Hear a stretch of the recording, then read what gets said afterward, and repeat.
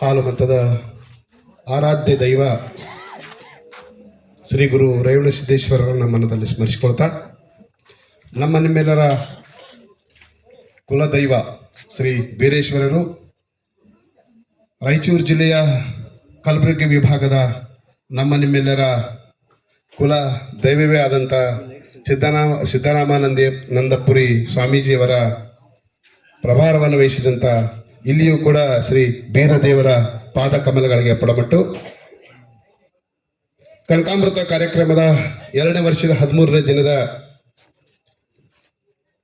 ಶ್ರೀಮಾನ್ ಬಸವರಾಜ್ ನಾಲ್ತವಾಡಿಯವರ ಮನೆಯಲ್ಲಿ ಇವತ್ತು ಆಯೋಜನೆ ಮಾಡಿದಂತಹ ಕಾರ್ಯಕ್ರಮದ ಘನ ಅಧ್ಯಕ್ಷತೆಯನ್ನು ವಹಿಸಿದಂಥ ಮತ್ತು ಹಿರಿಯರು ಆದಂಥ ಶ್ರೀಯುತ ರಾಮನಗೌಡ ಸರ್ ಅವರೇ, ಎಲ್ಲ ನನ್ನ ಹಾಲುಮತ ಬಂಧುಗಳೇ, ಸಾಹಿತ್ಯಾಭಿಮಾನಿಗಳೇ, ಎಲ್ಲರಿಗೂ ಕೂಡ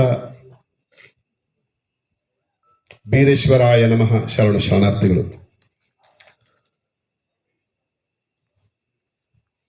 ನಮಗೆಲ್ಲ ತಿಳಿದಿದೆ,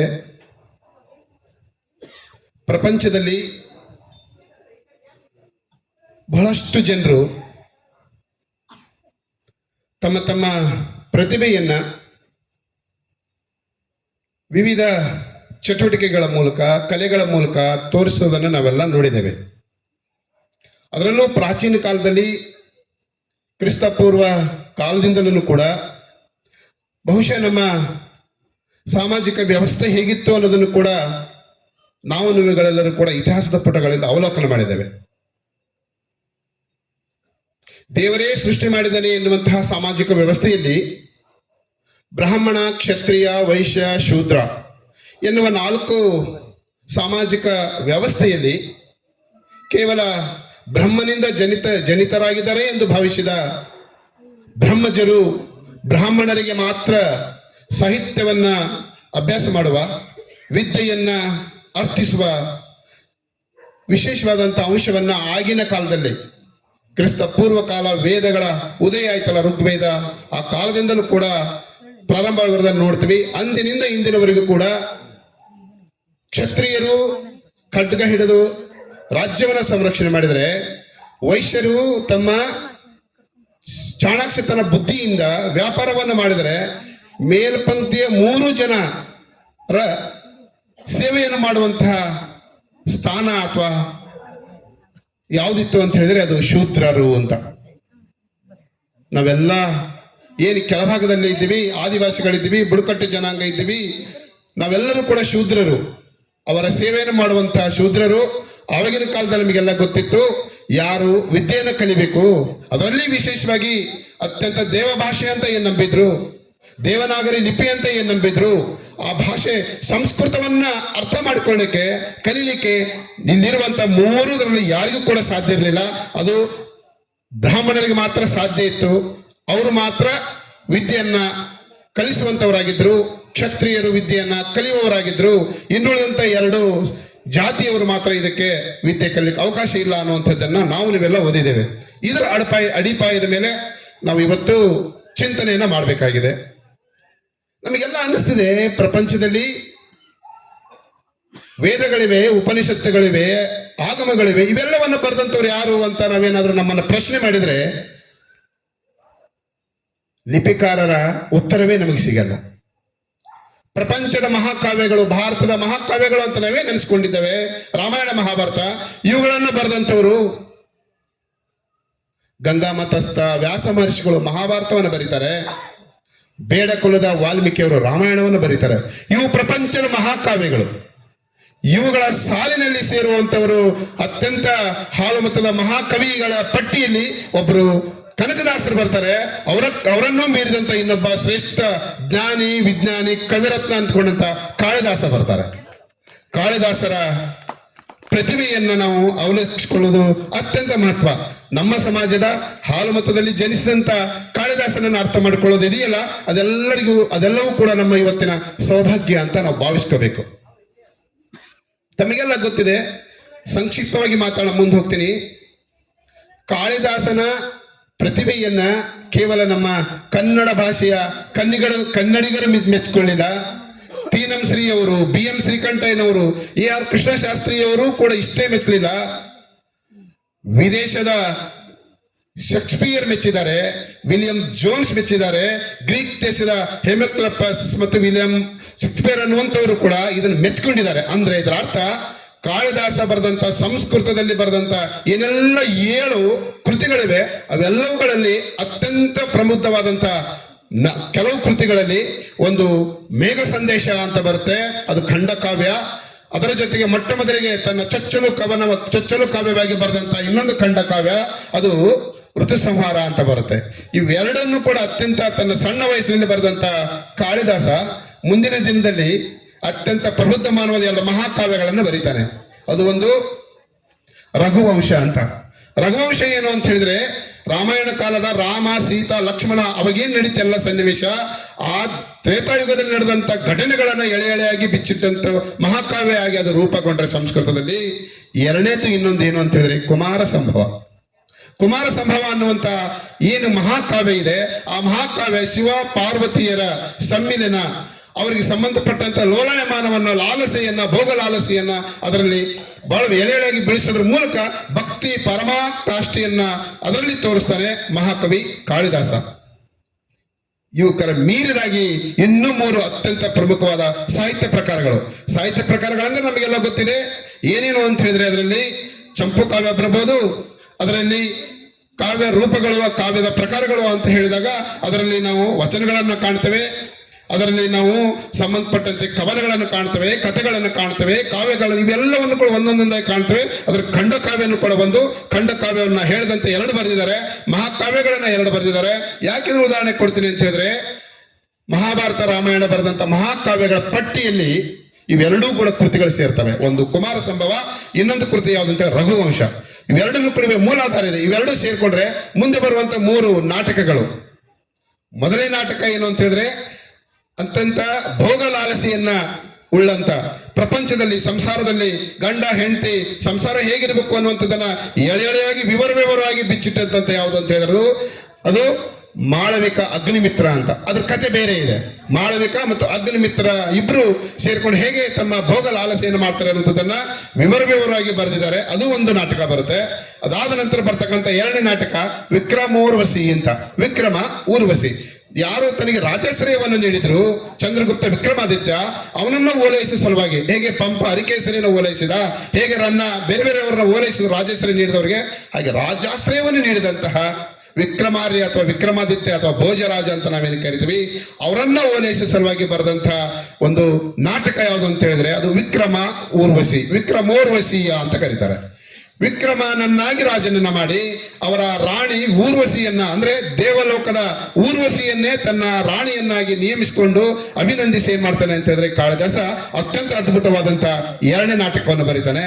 ಅದರ ನಂತರ ಬರುವಂತ ಅತ್ಯಂತ ಮಹತ್ವದ ನಾಟಕ, ತನ್ನ ಅನುಭವದ ಆಧಾರದ ಮೇಲೆ, ತನ್ನ ಇಳಿ ವಯಸ್ಸಿನಲ್ಲಿ ಯಾವುದೋ ಒಂದು ಮೋಹಕ್ಕೆ ಒಳಗಾಗಿ ವ್ಯಾಮೋಹ ಪೀಡಿತನಾಗಿ ಹಿಂದಿನ ಬಾಲ್ಯದ ಜೀವನದ ನೆನಪುಗಳನ್ನ ಕಟ್ಟಿಕೊಂಡು ಅವನ ಮನಸ್ಸಲ್ಲಿ ಏನಿದೆ ಅನ್ನೋದನ್ನ ಅವನು ಎಳೆಯಾಗಿ ಬಿಚ್ಚಿಟ್ಟಂತ ನಾಟಕ ಯಾವುದು ಅಂತ ಹೇಳಿದ್ರೆ ಅದು ಅಭಿಜ್ಞಾನ ಶಾಕುಂತಲ ಅಂತ.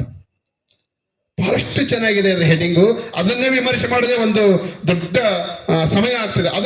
ಅದರ ವಿಮರ್ಶೆ ಯಾಕೆ ಬರದ, ಶಾಕುಂತಲ ಅಂತ ಯಾಕೆ ಬರದ, ಅಭಿಜ್ಞಾನ ಅಂತ ಯಾಕೆ ಹೆಸರು ಕೊಟ್ಟ, ಅದನ್ನ ಏನೇನಂತ ಕರೀತಾರೆ ಬೇರೆ ಬೇರೆ ದೇಶದವರು, ಅದಕ್ಕೆ ಯಾಕೆ ಅದನ್ನ ಅಭಿಜ್ಞಾನವನ್ನ ಅವರು ತಮ್ಮ ಕೃತಿಗಳಿಗೆ ಮೂಲವಾಗಿ ಬಳಸಿದ್ರು ಅನ್ನುವಂಥದ್ದು ಬಹಳಷ್ಟು ಬರ್ತದೆ. ಆದ್ರೆ ಇಲ್ಲಿ ಅಭಿಜ್ಞಾನ ಅನ್ನುವಂಥ ಅರ್ಥ ಏನು ಅಂತ ಹೇಳಿದ್ರೆ ಜ್ಞಾನ ಅಂತ, ಅರಿವು ಅಂತ, ನೆನಪು ಅಂತ. ಜ್ಞಾನದಲ್ಲಿ 2 ಬರ್ತದೆ, ಒಂದು ಸ್ಮೃತಿ, ಇನ್ನೊಂದು ಗುರುತಿಸುವಿಕೆ ಅಂತ. ಸ್ಮೃತಿ ಅಂದ್ರೆ ನೆನಪಿಸಿಕೊಳ್ಳೋದು, 2ನೇದು ಗುರುತಿಸೋದು, ಏನಿದೆ ಅನ್ನೋದನ್ನು ಗುರುತಿಸೋದು. ಇವು 2ರ ಆಧಾರದ ಮೇಲೆ ಅಭಿಜ್ಞಾನವನ್ನ, ನಾನು ಏನಾದ್ರೂ ನಿಮಗೆ ಕಾಣಿಕೆಯನ್ನು ಕೊಟ್ಟಿದ್ದೀನಲ್ಲ ನೆನಪಿದೆ ಅನ್ನುವಂಥದ್ದನ್ನ, ಅದನ್ನ ಅಭಿಜ್ಞಾನ ಅಂತ ಹೆಸರಿಟ್ಬಿಟ್ಟು ಅದು ಏನ್ ಮಾಡ್ತಾನೆ ಅಂತ ಹೇಳಿದ್ರೆ ಶಾಕುಂತಲೆಯನ್ನ ತನ್ನ ಪ್ರೇಯಸಿಯಾಗಿ ಮಾಡ್ಕೊಂಡ್ಬಿಟ್ಟು ಕಾಳಿದಾಸ ದುಷ್ಯಂತನನ್ನ ಪ್ರಿಯಕರನಾಗಿ ಮಾಡಿಬಿಟ್ಟು ತನ್ನ ಮನೋ ಇಂಗಿತವನ್ನ ನಾಟಕ ರೂಪದಲ್ಲಿ ತೋರಿಸುವಂತ ಅದ್ಭುತವಾದಂತಹ ಸಂಸ್ಕೃತ ನಾಟಕ ಅದು ಅಭಿಜ್ಞಾನ ಶಾಕುಂತಲ ಅನ್ನುವಂಥ ನಾಟಕ. ಅದನ್ನ ನೋಡಿ ವಿಮರ್ಶೆ ಮಾಡುವಾಗ ನನಗೊಂದಿಷ್ಟು ಏನ್ ಅನ್ಸುತ್ತೆ ಅಂತಂದ್ರೆ 2 ಮಹಾಘಟನೆಗಳನ್ನ ಕಾಣಿಸ್ತಾರೆ. ಒಂದೇನು ಅಂತ ಹೇಳಿದ್ರೆ ಕೇವಲ ಉಂಗುರದ ನೆಪದಲ್ಲಿ ಅಭಿಜ್ಞಾನ ಅಂತಂದ್ರೆ ನೆನಪಿಸ್ಕೊಳ್ಳೋದು, ನೆನಪು ಕಾಣಿಕೆ ಕೊಡೋದು. ನಮ್ಗೆ ಎಂಗೇಜ್ಮೆಂಟ್ನಾಗ ಬೆರಳಿಗೆ ಉಂಗುರ ಹಾಕ್ತಾರಲ್ಲ ವರನ ಕಡೆಯವರು ಕನ್ಯೆ ಕಡೆಯವರು, ಅದು ನೆನಪು. ಅದು ಕೂಡ ಈಗೇನು ಬಂದಿಲ್ಲ, ಬದಲಿಂದಲೇ ಬಂದಿದ್ದಾನೆ, ಹೇಳ್ತೀನಿ ಮುಂದೆ ಬಂದಾಗ. ಉಂಗುರವನ್ನ ಅಕಸ್ಮಾತ್ ಆಗಿ ಕೊಟ್ಟು ನೆನ್ಪಿಟ್ಕೋ ಅಂತ ಹೇಳೋದು, ಉಂಗುರವನ್ನ ಕಳ್ಕೊಂಡು ಪಶ್ಚಾತ್ತಾಪ ಪಡೋದು ಶಕುಂತಲೆ, ನಾನು ಹೇಳ್ತೀನಿ ಅಲ್ಲ ಅಂತ ದುಷ್ಯಂತ ಹೇಳೋದು, ಇದು ಒಂದು ವಿಪರ್ಯಾಸವಾಗಿ ಬರುತ್ತೆ. ಯಾಕೆಂದ್ರೆ ತಾಪಸ ಮನುಷ್ಯನಿಂದ ರಾವಣ ಸೀತೆಯನ್ನ ಅಪಹರಿಸಿ ರಾಮನ ವಿರಹವನ್ನ ಹೇಗೆ ಮಾಡ್ದ, ವಿರಹವನ್ನು ಮಾಡೋದ್ರ ಮೂಲಕ ಒಂದು ದೊಡ್ಡ ಇತಿಹಾಸವನ್ನು ಕಟ್ಟಿದ. ಬಹುಶಃ ಅದು ನೆನಪಾಗಿರ್ಬೇಕು ಅನಿಸುತ್ತೆ ಕಾಳಿದಾಸನಿಗೆ. ಆ ರಾಮ ಅಂದ್ರೆ ರಾಮಾಯಣದ ಏನು ತಾಪಸ್ಸಿ ಏನಿದ್ದಾನೆ ರಾವಣ, ತಪಸ್ಸು ಮತ್ತು ತಪಶಕ್ತಿಯಿಂದ ಏನು ಸೀತೆಯನ್ನ ಹೊತ್ತೊಯ್ದ, ಕಿಡ್ನಾಪ್ ಮಾಡ್ದ ಅಂತೀವಿ, ಹೊತ್ತೊಯ್ದ್ಬಿಟ್ಟು ಏನಲ್ಲಿ ವಿರಹ ವೇದನೆಯನ್ನ ಅವರಿಬ್ಬರಿಗೂ ಕೂಡ ವಿರಹವನ್ನ ತಂದಿಟ್ಟ. ಅದು ಬಹುಶಃ ನೆನಪಾಗಿ ಬಹುಶಃ ಕಾಳಿದಾಸ ದುಷ್ಯಂತ ಮತ್ತು ಶಕುಂತಲೆಯರ ಮತ್ತೆ ಇದೊಂದು ಚೂರು ತಂದ್ಬಿಟ್ಟು ದೊಡ್ಡ ಒಂದು ನಾಟಕವಾಗಿ ಒಂದು ಚರಿತ್ರೆಯಾಗಿ ಮಾರ್ಪಾಡು ಮಾಡಬೇಕು ಅಂತ ಅನಿಸುತ್ತೆ.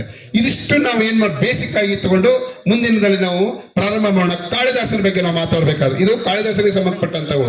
ಇಲ್ಲಿ ಕಾಳಿದಾಸ ಬರೆದದ್ದು ಸಂಪೂರ್ಣವಾಗಿ ಸಂಸ್ಕೃತದಲ್ಲಿನೇ. ಇದ್ರ ಕನ್ನಡಕ್ಕೆ ಅನುವಾದ ಮಾಡಿದಂಥವ್ರು ಬಹು ಜನರಿದ್ದಾರೆ. ಕೇವಲ ನಮ್ಮ ಕರ್ನಾಟಕದವರು ಅಂತಲ್ಲ, ಕರ್ನಾಟಕದವರು ಕನ್ನಡ ಭಾಷೆಯಲ್ಲಿ ಏನು ತರ್ಜುಮೆಯಾದಂತಹ ಸುಮಾರು ಎಷ್ಟು 210 ವಿವಿಧ ರೀತಿಯ ಉಪಾಖ್ಯಾನಗಳು ಅದಕ್ಕಿದೆ, ಅನುವಾದ ಮಾಡಿದ್ದಾರೆ. ಅಷ್ಟೇ ಏಕೆ, ವಿದೇಶದಲ್ಲಿ ಗ್ರೀಕರು ಇದನ್ನ ಅನುವಾದ ಮಾಡಿದ್ದಾರೆ. ಇದನ್ನ ಇಂಗ್ಲೆಂಡ್ ದೇಶದ ವಿಲಿಯಂ ಜೋನ್ಸ್ ಅನ್ನೋರು ಇದನ್ನ ಅನುವಾದ ಮಾಡಿ ಬಹಳಷ್ಟು ಮಾಡಿರೋದ್ರಿಂದ ಪ್ರೇಮ ಗೀತೆಗಳನ್ನ ಹೇಗೆ ವಿಲಿಯಂ ಶೇಕ್ಸ್ಪಿಯರ್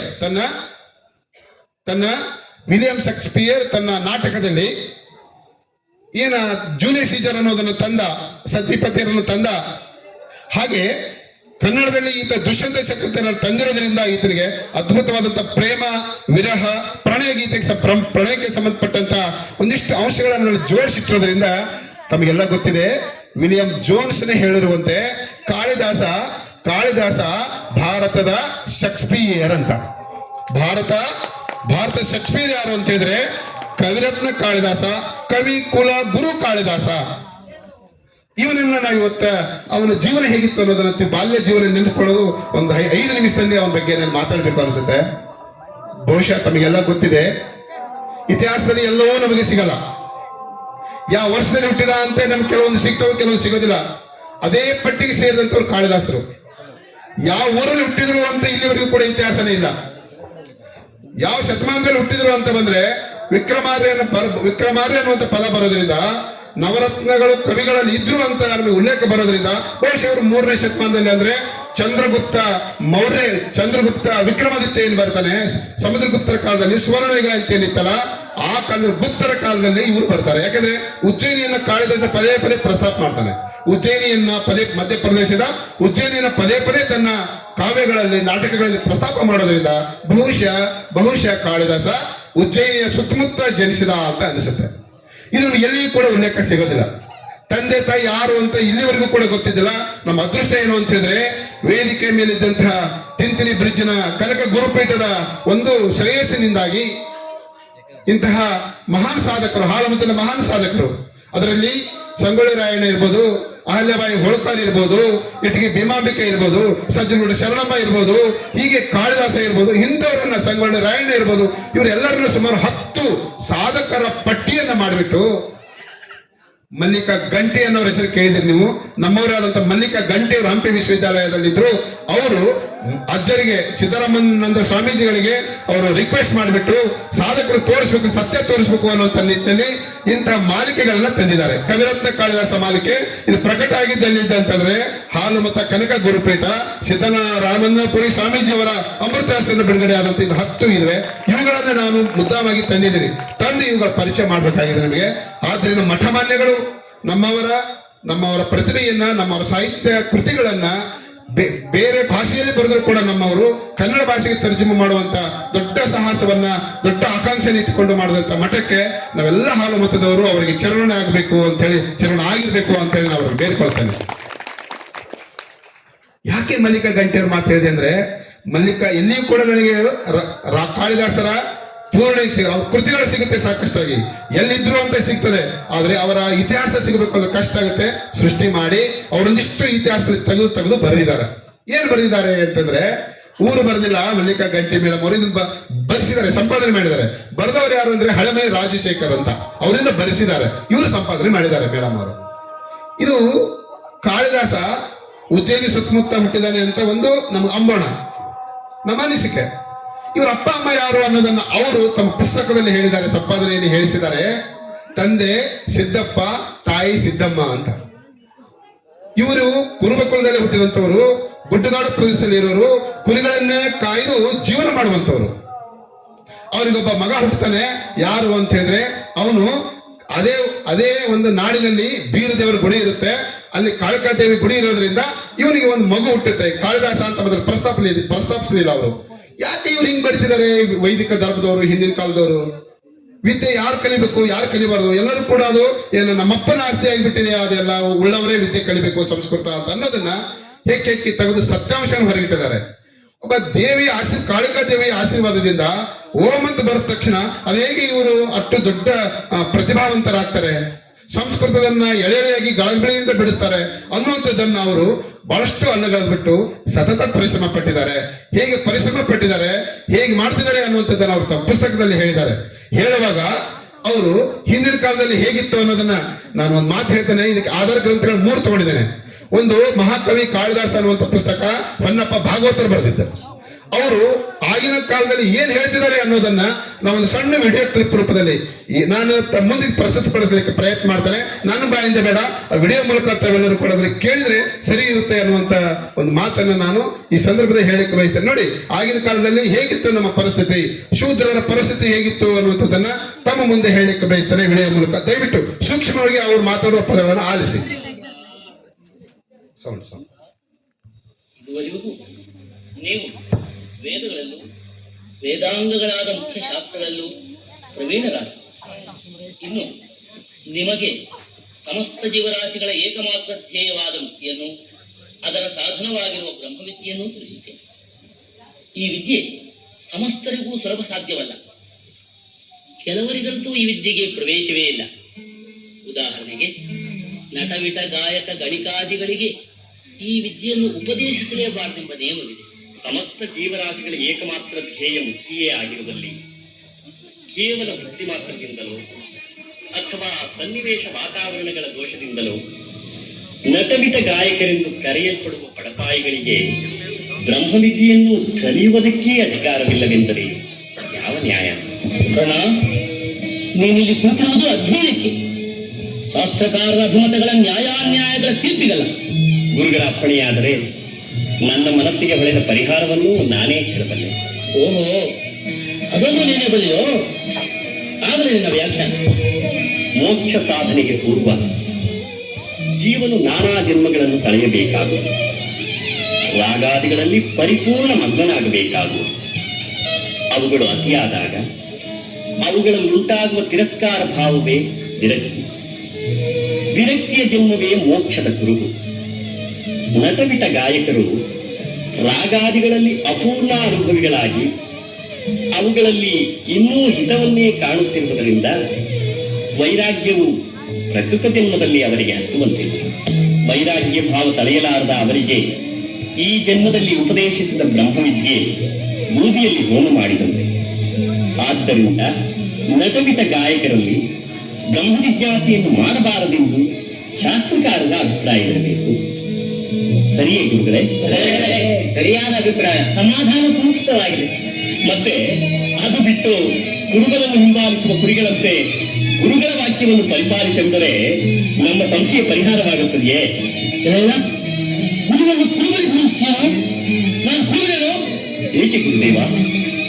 ಕುರುಬನೆಂದರೆ ಅಷ್ಟು ನಿಕೃಷ್ಟವೇ? ಅವನು ನೀವು ಸರ್ವಾಂತರ್ಯಾಮಿಯಾದ ಪರಮಾತ್ಮನಿಲ್ಲವೇ? ಸರಿ, ಕುರುಬನಲ್ಲಿ ನಿನ್ನ ಸಾಕ್ಷಾತ್ಕಾರ ಮಾಡಿ. ಹೇಳಿದೆ ಮೂರ್ಖ.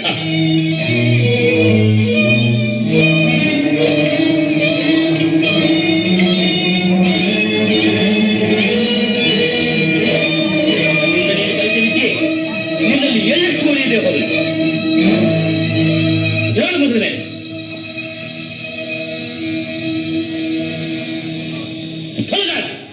ದುರಹಂಕಾರಿ. ಈ ವಿಡಿಯೋದಲ್ಲಿ ಅಲ್ಲಿ ಗುರುಗಳಿದ್ದಾರೆ, ಬ್ರಹ್ಮವಿದ್ಯೆಯನ್ನ ಅಧ್ಯಯನ ಮಾಡುವಂತಹ ವಿಪ್ರರಿದ್ದಾರೆ, ಅಂದ್ರೆ ಬ್ರಾಹ್ಮಣರಿದ್ದಾರೆ.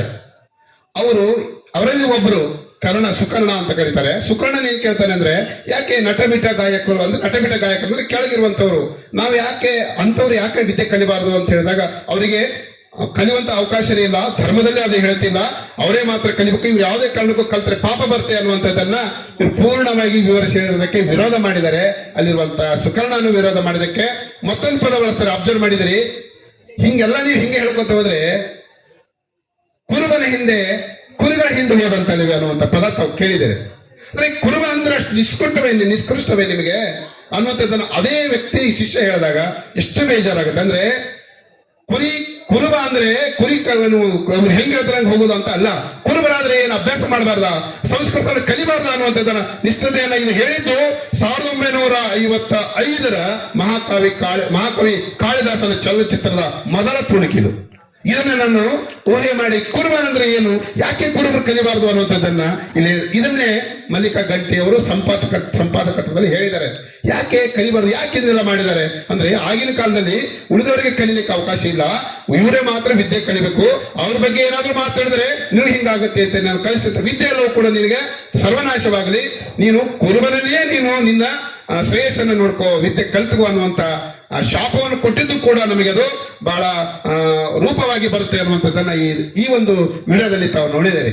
ಯಾಕೆ ನಾನು ಇದನ್ನ ವಿಡಿಯೋವನ್ನು ನಿಮ್ ಜೊತೆಗೆ ಹಂಚ್ಕೊಳ್ತೀನಿ ಅಂದ್ರೆ, ಸುಮಾರು 1700 ವರ್ಷಗಳ ಹಿಂದೆ ಈ ಮಾತಾಡ್ತಿರೋದು ಯಾವಾಗಂದ್ರೆ 1700 ವರ್ಷಗಳ ಹಿಂದೆ ಯಾಕೆ ಯಾರು ಕಲಿಬಾರ್ದ ಅನ್ನುವಂಥದ್ದನ್ನ ಹೇಳಿದ್ದೇನೆ. ಇಷ್ಟಾದ ಮೇಲೆ ಏನ್ ಮಾಡ್ತಾನೆ ಅಂತ ಹೇಳಿದ್ರೆ, ಅವ ಸುಕರ್ಣನನ್ನು ವಾಪಸ್ ಹೊರಗಡೆ ಬರ್ತಾನೆ, ಬಂದು ಎಲ್ಲೆಲ್ಲೋ ತಿರುಗ್ತಾ ಹೋಗ್ತಾನೆ, ಗುಡ್ಡ ಬೆಟ್ಟ ಮುಳಿ ಎಲ್ಲ ತಿರುಗ್ತಾನೆ. ಒಂದ್ಸಾರಿ ಕುರುಬರ ಓಣೆಯಲ್ಲಿ, ಕುರುಬರ ಊರಲ್ಲಿ ಕುರಿ ಕಾಯುವಂತ ಗುಡ್ಡಗಾಡು ಪ್ರದೇಶದಲ್ಲಿ ಪ್ರಜ್ಞೆ ತಪ್ಪಿ ಬೀಳ್ತಾನೆ. ಪ್ರಜ್ಞೆ ತಪ್ಪಿ ಬಿದ್ದಾಗ, ಮೂರ್ಛೆ ಹೋದಾಗ ಪ್ರಜ್ಞೆ ತಪ್ಪುತ್ತದೆ. ಅಲ್ಲಿರುವಂತ ಕುರಿ ಕಾಯೋರು ಓಡೋಡಿ ಬಂದ್ಬಿಟ್ಟು ಅವನನ್ನ ತಗೊಂಡೋಗಿ ಆರೈಕೆ ಮಾಡಿ ತಮ್ಮ ಜೊತೆಗೆ ಬೆಳೆಸಲಿಕ್ಕೆ ಪ್ರಾರಂಭ ಮಾಡ್ತಾರೆ. ಅವಾಗ ಹಿಂದೆ ನಾನು ಏನಿದ್ದೀನಿ ಅನ್ನೋದು ಯಾರು ಸುಕರ್ಣನಿಗೆ ಗೊತ್ತೇ ಆಗುದಿಲ್ಲ. ಕುರುಬರ ಮಂದಿ ಅಂದ್ರೆ ಗುಂಪು, ಅಂದ್ರೆ ಕುರಿಗಳ ಮಂದೆಯಲ್ಲಿ ಒಬ್ಬ ಕುರುಬನಾಗಿ ಇವನು ಕೂಡ ಬೆಳಿತಾನೆ ಅನ್ನುವಂಥದ್ದು.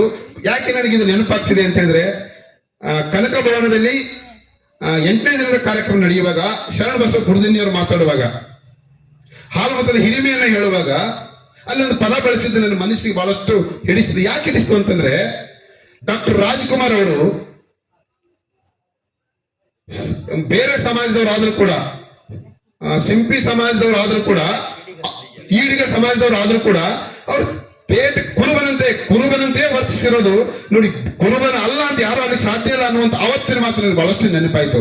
ಹಾಗೆ ನೆನಪಾದ ಮೇಲೆ ಅವನು ಹೇಗೆ ತನ್ನ ಕುರಿ ಕಾಯ್ತಿದ್ದ, ಹೇಗೆ ತನ್ನ ಚಲನವಲನ ಮಾಡ್ತಿದ್ದ ಅನ್ನುವಂಥದ್ದನ್ನ ನಾವು ಈ 2ನೇ ಕ್ಲಿಪ್ ಅಲ್ಲಿ 1-2 ನಿಮಿಷ ಬಹಳಷ್ಟು ನೋಡೋದಿಲ್ಲ, ಅದು ಒಂದು ಹಾಡಿದೆ, ಆ ಹಾಡನ್ನು ತಾವು ಕೇಳಿದಿರಿ. ಆದ್ರೆ ಅವರ ಆಕ್ಟಿವಿಟೀಸ್ ನೋಡ್ರಿ, ರಾಜ್ಕುಮಾರ್ನ ಆಕ್ಟಿವಿಟೀಸ್ ನೋಡಿದ್ರೆ ಅದು ಕಾಳಿದಾಸನ ರೂಪದಲ್ಲಿ ನೋಡುವಂತಹದ್ದು. ಇದು ಕಾಳಿದಾಸನ ರೂಪದಲ್ಲಿ ಕುರುಬನಾಗಿ ಹೇಗಿರ್ತಾನೆ ನಮ್ಗೆ ಈಗ ಗೊತ್ತಿಲ್ಲ. ಇನ್ನಿರುವಂತ ಮಕ್ಕಳಿಗೆ ಕುರಿ ಅಂದ್ರೇನು, ಕುರಿ ಕಾಯ ಪರಿಸ್ಥಿತಿ ಏನು, ಹೆಂಗಿರ್ತದೆ ಅನ್ನುವಂಥದ್ದನ್ನ ಒಂದು ಹಾಡಿನ ರೂಪದಲ್ಲಿ ಆತ ಬಹಳಷ್ಟು ಮಾರ್ಮಿಕವಾಗಿ ಬೆಳ್ಳಿ ಮೂಡಿತು.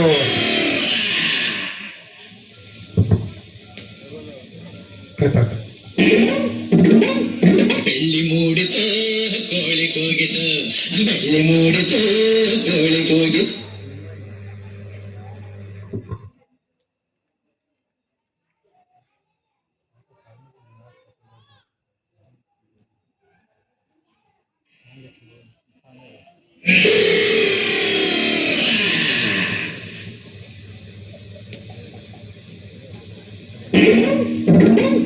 ಬೆಳ್ಳಿ ಮೂಡಿತು ಕೋಳಿ ಕೂಗಿತು, ಬೆಳ್ಳಿ ಮೂಡಿತು ಕೋಳಿ ಕೂಗಿತು, ಬಾನಾಗೆ ರಂಗು ಚೆಲ್ಲಿ ತೆರಾನೆರಿ ಸೂರ್ಯ ಬಂದ. ಬೆಳ್ಳಿ ಮೂಡಿತು ಕೋಳಿ ಕೂಗಿತು, ಬೆಳ್ಳಿ ಮೂಡಿತು ಕೋಳಿ ಕೂಗಿತು, ಎಳೆ ಬಿಸಿಲು ಎಲ್ಲೆಲ್ಲೂ ಚೆಲ್ಲಾಡೈತು. ಪ್ರಾಚೀನ ಕಾಲದ ಸಂಸ್ಕೃತಿನೇ ಒಳ್ಳೇದು. ಆಧುನಿಕ ಸಂಸ್ಕೃತಿಯಲ್ಲಿ ಯಾವ್ದನ್ನೋ ನಂಬ್ಕೊಂಡು ಕೂತ್ರೆ ಹಿಂಗೆ ಆಗೋದು ಅನ್ನೋದಕ್ಕೆ ಇವತ್ತಿನ ವಿಡಿಯೋ ಜ್ವಲಂತ ಉದಾಹರಣೆ. ಏನ್ ಬರ್ತಾ ಇದ್ರಲ್ಲಿ ಅಂತ ಹೇಳಿದ್ರೆ, ಅದಕ್ಕೂ ತಯಾರಾಗಿರ್ಬೇಕು ನಾವು. ಕೈ ಕೊಟ್ರೆ ಕರೆಂಟ್ ಕೈ ಕೊಡ್ಬೋದು, ಟೆಕ್ನಿಕಲ್ ಕೈ ಕೊಡ್ಬೋದು, ಮಾನಿಟರ್ ಕೈ ಕೊಡ್ಬೋದು, ನಮಗೆ ಪ್ರೊಜೆಕ್ಟರ್. ಈ ನಿಟ್ಟಿನಲ್ಲಿ ಏನ್ ತೋರಿಸುತ್ತೆ ಅಂದ್ರೆ, ಕುರಿ ಅಂದ್ರೆ ಹೆಂಗ್ ಕಾಯ್ಬೇಕು, ಒಬ್ಬ ಕುರುಬನಾಗಿ ಎಷ್ಟು ಕಷ್ಟಪಡ್ತಿದ್ದಾರೆ ಅನ್ನುವಂಥದ್ದು ಆ ಒಂದು ಹಾಡಲ್ಲಿ ಇದೆ. ಬೇರಪ್ಪನ ಗುಡಿ ಇದೆ ಅಲ್ಲಿ ಎಷ್ಟು ಚೆನ್ನಾಗಿದೆ ಅನ್ನುವಂಥದ್ದನ್ನ ಅದು ಹೇಳ್ತದೆ.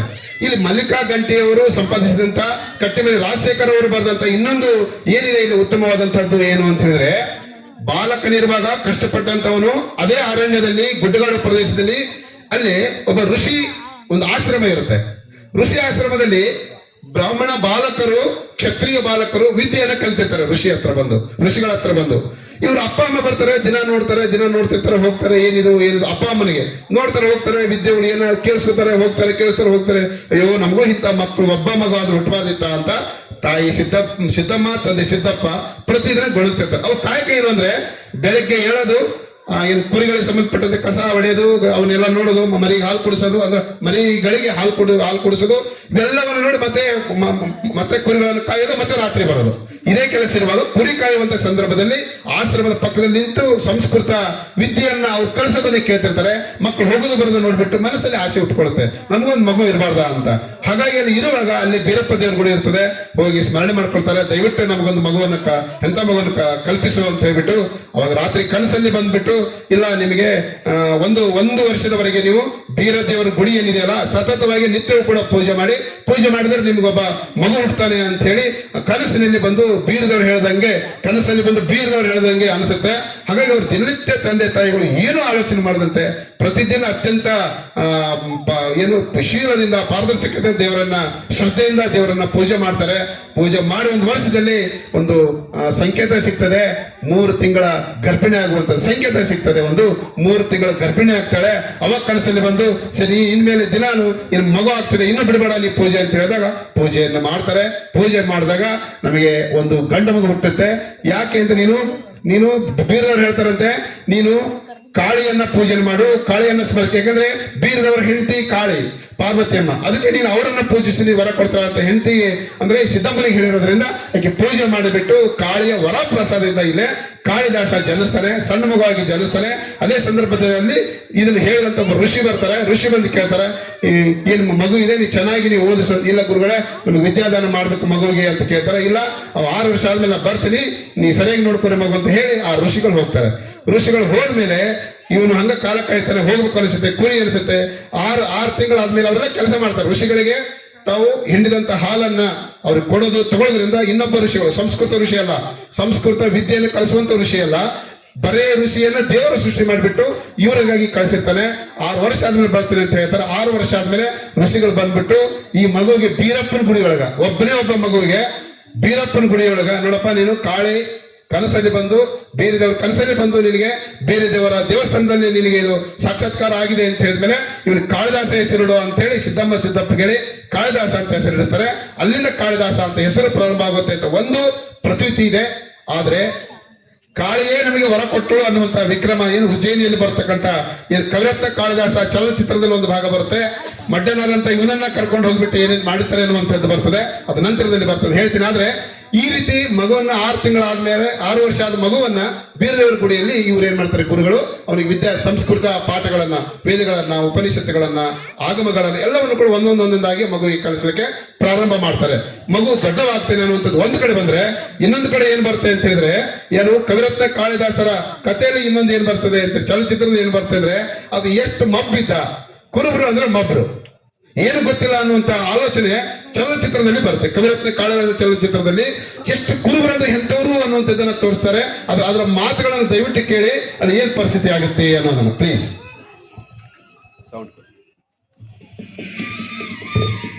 ಮಂತ್ರಿ, ವಿಕ್ರಮಾದಿತ್ಯನ ಮಂತ್ರಿ,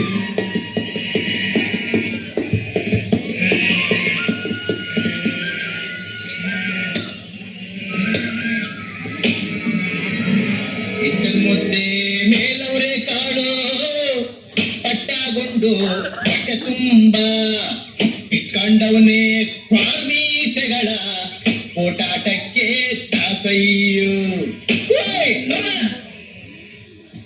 ರಾಗಿ ಬೀಸೋ ರಾಜ್ಯದೊಳಗೆ ನೋಡಣ್ಣ ಮಂಕ. ಅಲ್ಲ ಕಾಣೋ, ನೀನ್ ನಿಂತಿರೋ ರಂಬೆನ ನೀನೇ ಕಡಿತಾ ಇದೆಯಲ್ಲ, ಆ ರಂಬೆ ಮುರಿದು ಬಿದ್ರೆ ನೀನ್ ಏನಾಗ್ತೀಯ ಅಂತ ಗೊತ್ತೋ? ಏನಾಗ್ತೈತೆ ಅಪ್ಪಚ್ಚಿ? ಹಂಗಾದ್ರೆ ನೀನು ಕೊಂಬೆ ತಲೆಗೆ ನಿಂತ್ಕೊಂಡಿದೀಯಾ? ಇವ್ರ ಜೊತೆ ನಾನು ನಿನ್ನೆ ಬಿದ್ರೆ ನೀ ಅಪ್ಪಚ್ಚಿ ಆಗೋಯ್ತಿಯಲ್ಲ. ನಿನಗೂ ಬುದ್ಧಿ ಇದೆ.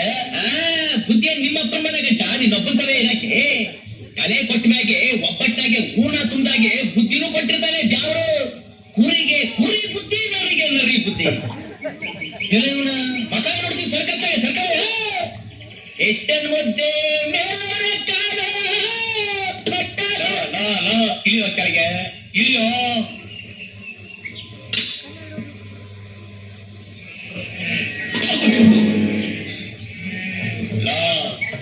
ನಾನು ಯಾರು ಅಂತ ಗೊತ್ತೇನೋ?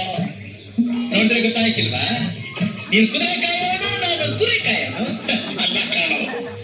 ನಾನು ಈ ರಾಜ್ಯದ ಮಂತ್ರಿ. ಮಂಕ್ರಪ್ಪನ ಗೆತ್ತಿ ಬಂತು ಬಿಡು. ಅವತ್ತು ಏನೋ ತಪ್ಪ ಮಗಳು ಸೋಮಂದಾಗೆ ನಾನ್ ಮ್ಯಾಲ ಕೂತ್ಕೊಂಡು ಚಪ್ರ ಹಾಕ್ತಿದಾಗ ನೀನ್ ಜೋಡ್ಕುಲ ಸಾರೋಟ್ನ ಕೂತ್ಕೊಂಡು ನನ್ ಕಾಲ್ ಕೆಳಗೆ ನುಸ್ಕೊಂಡು ಹೋಗಿಲ್ಲ. ನುಸ್ಕೊಂಡು ಟಕ್ಕು ಟಕ್ಕು ಟಕ್ಕು ಟಕ್ಕು ಅಂತ ಕಪಟವಿಲ್ಲದ ನಡೆ ನೋಡಿ. ಸುಳ್ಳು ಕಪ್ಟ ಇಲ್ಲ ನಾವ್ ಇಟ್ಕೊಂಡ್ರೆ ಊರ್ನಾಗೆ ಮಳೆ ಬೇಡ ಆಯ್ತದಪ್ಪ ಮಂಗಪ್ಪ. ನೀನ್ ನೋಡಿದ್ರೆ ನನಗೆ ಅಯ್ಯೋ ಅನ್ಸುತ್ತೆ ಕಾಣೋ. ಅದ್ಯಾಕಪ್ಪ ಏನಾಗೈತೆ ನಂಗೆ? ಮುಂಜಾನೆಯಿಂದ ಸಂಜೆ ಗಂಟ ಕುರಿ ಕಾಯ್ತೀನಿ, ಇಟ್ಟೊತ್ತಾಗೆ ಮರನೆಲ್ಲ ಕುಂತು ಇಟ್ಟು ಮುದ್ದೆ ಕಡಿತೀನಿ, ರಾತ್ರಿಯಾಗೆ ಹೊಟ್ಟೆ ತುಂಬಾ ಉಂಡು ಕಾಳನ್ ಗುಡಿ ಜೈಲ ಮೇಲೆ ಬೆಚ್ಚ ಕಮ್ಮಿ ಹೊತ್ಕೊಂಡು ಬಿತ್ತೀನಿ. ನಿನಗೆ ಅಪ್ಪ ಅಮ್ಮ ಯಾರು ಇಲ್ವೇನೋ? ಅದ್ಯಾಕಿಲ್ಲ? ಇಲ್ವೋ ಗುಡಿಯಾಗೆ ಬೀರಪ್ಪ, ಅವನೇ ನಮ್ಮಪ್ಪ, ಕಾಳವನೇ ನಮ್ಮವ್ವ. ಹೆಂಡತಿ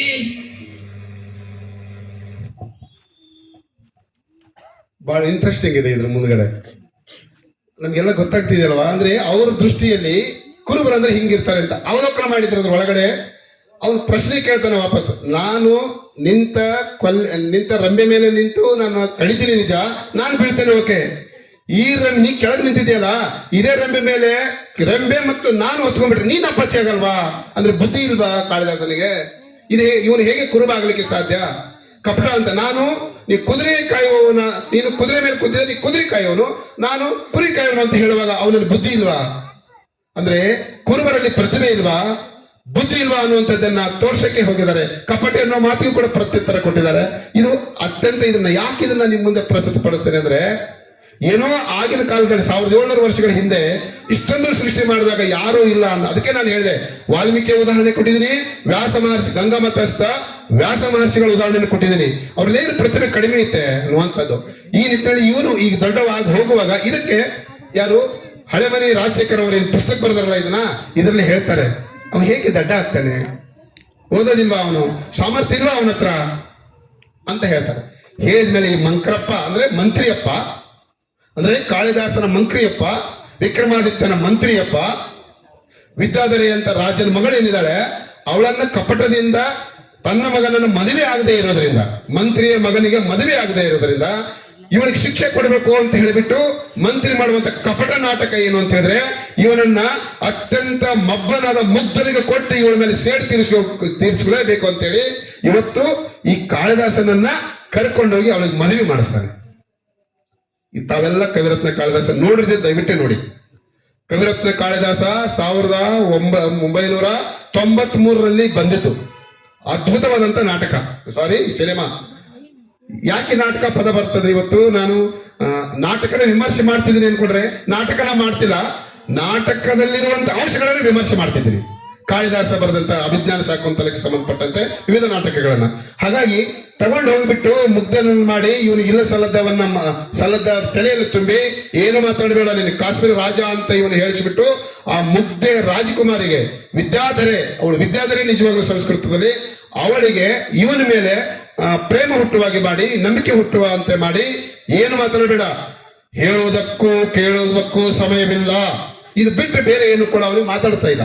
ಹಾಗಾಗಿ ಸುಮ್ಮನೆ ಕೂಡಿಸ್ಬಿಟ್ಟು ನಂಬಿಕೆ ಇದ್ದಂತ ವಿದ್ಯಾಧರಿ ಇವನನ್ನ ಮದುವೆ ಆಗ್ತಾಳೆ. ಅಂದ್ರೆ ಗಾಂಧರ್ವ ವಿವಾಹ ಅಂದ್ರೂ ಬೇರೆ, ತಂದೆನೇ ನಿಂತು ಮದುವೆಯನ್ನ ಮಗಳು ಒಪ್ಪಿರೋದ್ರಿಂದ ಮದುವೆ ಮಾಡಿಸ್ತಾನೆ. ಪ್ರಥಮ ರಾತ್ರಿ ಇರ್ತದೆ, ಎಲ್ಲರೂ ಬಂದು ಬಿಟ್ಟು ಹೋಗ್ತಾರೆ. ಅಯ್ಯೋ ಅನ್ಸ್ತಾರೆ, ಏನೋ ಗೊತ್ತಿಲ್ಲ ಈತನಿಗೆ ಏನು ಅಂತ ಬರ್ತಾರೆ, ಎಲ್ಲೆಲ್ಲ ನಡೀತದೆ. ಅವಾಗ ಗೊತ್ತಾಗುತ್ತೆ ರಾತ್ರಿ ಇವನು ಎಲ್ಲ ಒಂದು ಮಂಚದ ಕೆಳಗಡೆನೋ ಓಡಾಡೋದು, ವಿಚಿತ್ರವಾದಂತ ವರ್ತನೆ. ಸಿನಿಮಾ ನೋಡಿದ್ರೆ ಗೊತ್ತಾಗುತ್ತೆ ನಿಮಗೆ ಇವನ ವರ್ತನೆ ಏನು ಅಂತ.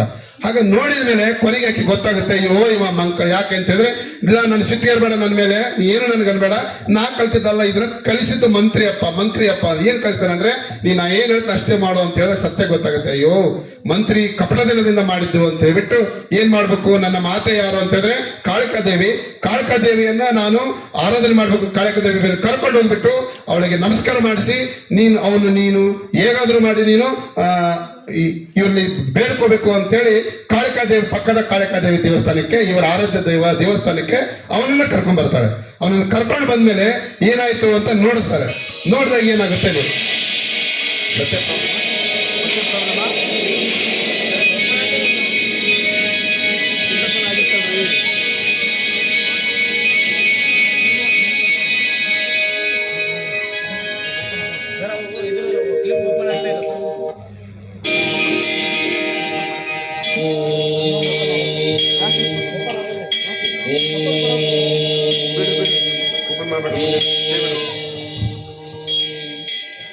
ಅದೃಷ್ಟ ಚೆನ್ನಾಗಿದ್ರೆ ಕಾಳಿಕಾದೇವಿ ಬಾಯಲ್ಲಿ ತಮಗೆಲ್ಲ ಗೊತ್ತಿದೆ. ಬೇಡ ಮತ್ತೆ ಸರ್, ಇದಕ್ಕೆ ಸಂಬಂಧಪಟ್ಟಂತೆ ದಯವಿಟ್ಟು ನೀವು ಇದು ಇನ್ನು ಟ್ರೈ ಮಾಡ್ತೀವಿ, ಊಟ ಮಾಡೋ ಸಂದರ್ಭದಲ್ಲಿ ಹಾಕ್ತೀವಿ. ಏನಾಗುತ್ತೆ ಅಂತ ಹೇಳಿದ್ರೆ ಸರ್, ಬರೀ ಸರ್, ಏನಾಗುತ್ತೆ ಅಂತ ಹೇಳಿದ್ರೆ ಅವನನ್ನ ಕರ್ಕೊಂಡು ಹೋದಂತಹ ವಿದ್ಯಾಧರೆ ಏನ್ ವಿದ್ಯಾಧರೆ ಕರ್ಕೊಂಡು ಹೋದ್ಮೇಲೆ ಸತ್ಯ ಗೊತ್ತಾಗುತ್ತಲ್ಲ, ಅವ ಕಾಳಿಕಾದೇವಿಯನ್ನ ನಮಸ್ಕಾರ ಮಾಡ್ತಾಳೆ, ಪೂಜೆ ಮಾಡ್ತಾಳೆ. ರಾತ್ರಿ ಹೊತ್ತೇಲಿ ಕಾಳಿಕಾದ ಹೊರಗೆ ಹೋಗಿದ್ದಾಳ ಅಂತಂದ್ರೆ ಹೇಗಾದ್ರೂ ಮಾಡಿ ಬಾಗಲ ಹಾಕಿ ಅವಳಿಂದ ವರ ಪಡ್ಕೋಬೇಕು ಅಂತ ಹೇಳ್ಬಿಟ್ಟು ಆಕೆ ಹೂ ಅನ್ನೋದನ್ನ ಬಾಗಲ ತೆಗಿಬೇಡ, ಆಕೆ ನಾ ಕೇಳಿದಂತ ವರ ಕೊಟ್ರೆ ಮಾತ್ರ ನೀನು ಬಾಗಲ ತೆಗಿ ಅಂತ ಅವನಿಗೆ ಹೇಳ್ಬಿಟ್ಟು ಹೋಗ್ತಾಳೆ. ಅವಾಗ ಬಾಗಲ ತೆಗೆಯೋದಿಲ್ಲ, ಆಕೆ ಓಕೆ ಹಾಕಿ ಕೇಳ್ತಾಳೆ ಏನು ಅಂತ ಹೇಳ್ಬಿಟ್ಟು. ಅವಾಗ ಎಷ್ಟು ಪಾಂಡಿತ್ಯ ಬರುತ್ತೆ ಅನ್ನುವಂಥದ್ದನ್ನ ಅತ್ಯಂತ ವಿವರವಾದಂತ ರೀತಿಯಲ್ಲಿ ಅವರು ಕ್ಲಿಯರ್ ಮಾಡ್ತಾರೆ.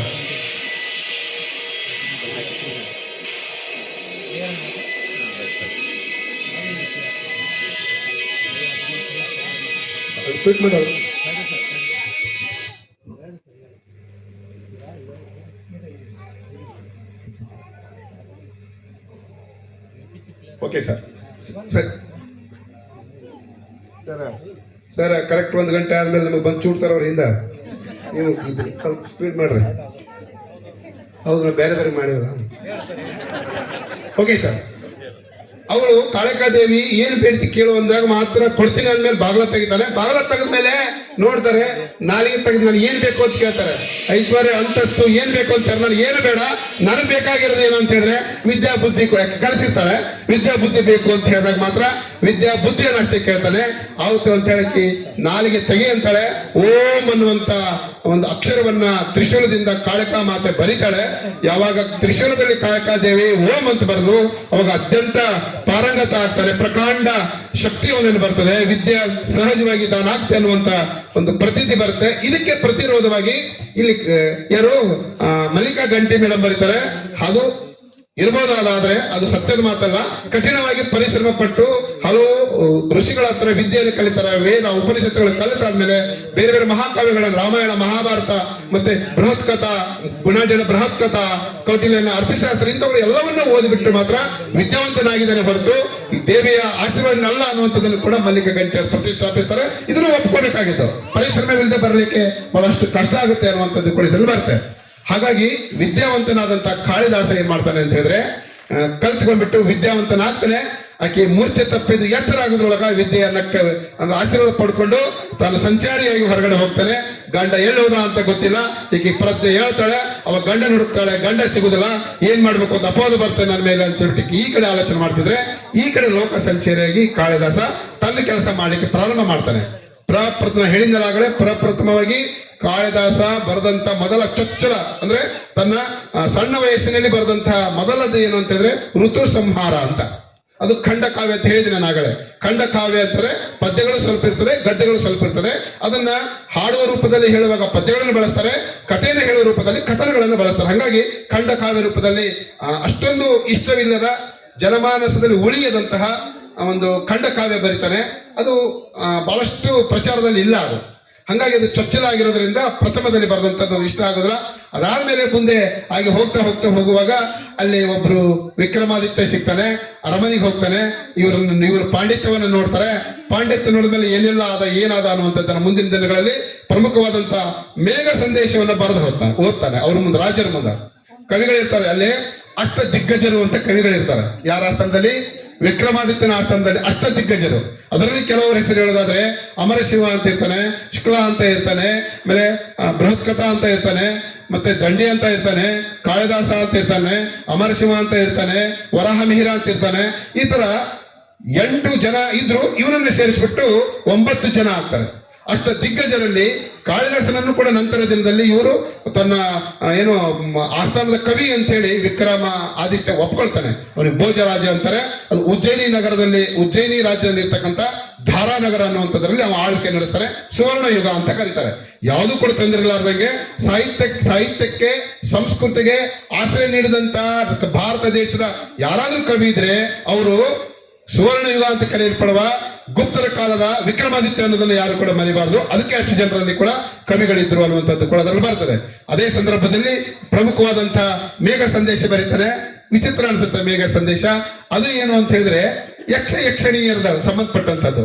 ಇಂದ್ರ ಲೋಕದಲ್ಲಿ ಇದನ್ನ ಹೇಳಿದಾಗ ರಮಣ ಅನ್ನುವಂಥವನ್ನ ಕೆಳಗಡೆ ಕಳಿಸ್ತಾರೆ. ನೀನು ವೀರ ನಮ್ಮ ರಾಜ್ಯದಲ್ಲಿ ಕೆಲಸ ಸರಿಯಾಗಿ ಮಾಡ್ತಿಲ್ಲ ಅಂತ ವಾಪಸ್ ಕಳಿಸಿದಾಗ ಅಲ್ಲಿ ಗಂಡ ಹೆಂಡತಿಯನ್ನ ದೂರ ಕಳಿಸಿರ್ತಾರೆ ರಮಣ ಮತ್ತು ಅಲ್ಲಿರುವಂತ ಯಕ್ಷಿಣಿಯನ್ನ. 1 ವರ್ಷ ನೀನು ಹೇಮಕೂಟದ ಹಿಮಾಲಯ ಪರ್ವತದಲ್ಲಿ ಇರುವಂತ ಕಳಿಸಿದಾಗ 1 ವರ್ಷ ಹೇಗೆ ಕಳಿಬೇಕಪ್ಪ ಕಾಲ ರಾಜಾಜ್ಞೆ ಅಂತ ಹೇಳ್ಬಿಟ್ಟು ವಿರಹ ವೇದನೆಯನ್ನ ನಾವು ಆಗಿನ ಕಾಲದಲ್ಲಿ ಹೆಂಗ್ ಪಾರಿವಾಳಗಳ ಮೂಲಕ ಪತ್ರದ ಮೂಲಕ ಪತ್ರ ವ್ಯವಹಾರ ಪ್ರೇಮದ ಪತ್ರ ಬರಿತಿದ್ವಿ. ಅದು ಅವಾಗ ಸಾಧ್ಯ ಇದ್ದಿಲ್ಲ. ಅವಾಗ ಹಿಮಾಲಯ ಪರ್ವತದ ತುದಿಯಲ್ಲಿ ಎವರೆಸ್ಟ್ ತುದಿಯಲ್ಲಿ ಮೋಡ ಹೋಗೋದನ್ನು ಕಂಡಿತು. ಮೋಡ ನೋಡಿದ ತಕ್ಷಣನೇ ಆತನಿಗೆ ರಮಣನಿಗೆ ಒಂದು ಏನು ಆಸೆ ಆಕಾಂಕ್ಷೆ ಬಿಟ್ಟು, ಓ ನನ್ನ ಹೆಂಡತಿ ಅಲ್ಲಿದ್ದಾಳೆ ಯಕ್ಷಿ, ನೋಡಪ್ಪ ನಾನು ಇಲ್ಲಿ ಆರಾಮಿದ್ದೀನಿ, 1 ವರ್ಷದಲ್ಲಿ ಚೆನ್ನಾಗಿರ್ತೀನಿ, ಅವಳು ಸರಿಯಾಗಿರುವಾಗ ಏನು ಅಂತೇಳಿ ನಮ್ಮ ಸಂದೇಶವನ್ನು ಮುಟ್ಟಿಸು ಅಂತ ಹೇಳ್ಬಿಟ್ಟು ಕಾಳಿದಾಸನ ಬಾಯಿಯಿಂದ ಮೇಘದ ರೂಪದಲ್ಲಿ ರಮಣನಿಂದ ಒಂದು ಪತ್ರವನ್ನ ಅಂದ್ರೆ ಸಂದೇಶವನ್ನು ಕಳಿಸುವಂತ ಬಹಳಷ್ಟು ವಿಸ್ಮಯವಾದಂತ ಇದನ್ನ ಮೇಘದೂತನ ಅಂಬಿಕಾತನೇ ದತ್ತ ಅಂತ ಹೆಸರು ಪ್ರಖ್ಯಾತಿಯಾದಂತಹ ದ ರಾ ಬೇಂದ್ರೆಯವರು ಬಹಳಷ್ಟು ಮಾರ್ಮಿಕವಾಗಿ ಬರೀತಾರೆ. ಕನ್ನಡದಲ್ಲಿ ಅನುವಾದ ಇದೆ, ಅದು ಓದ್ಕೊಂಡ್ರೆ ನಿಮಗೆ ಅದು ಗೊತ್ತಾಗುತ್ತೆ ಏನಂತ. ನಾ ಇದನ್ನ ಜಾಸ್ತಿ ಹೇಳ್ತಾ ಹೋಗ್ತಿಲ್ಲ, ನನಗೆ ಬೇಕಾದ್ರೂ ಅಭಿಜ್ಞಾನಿ ಶಾಕುಂತಲ.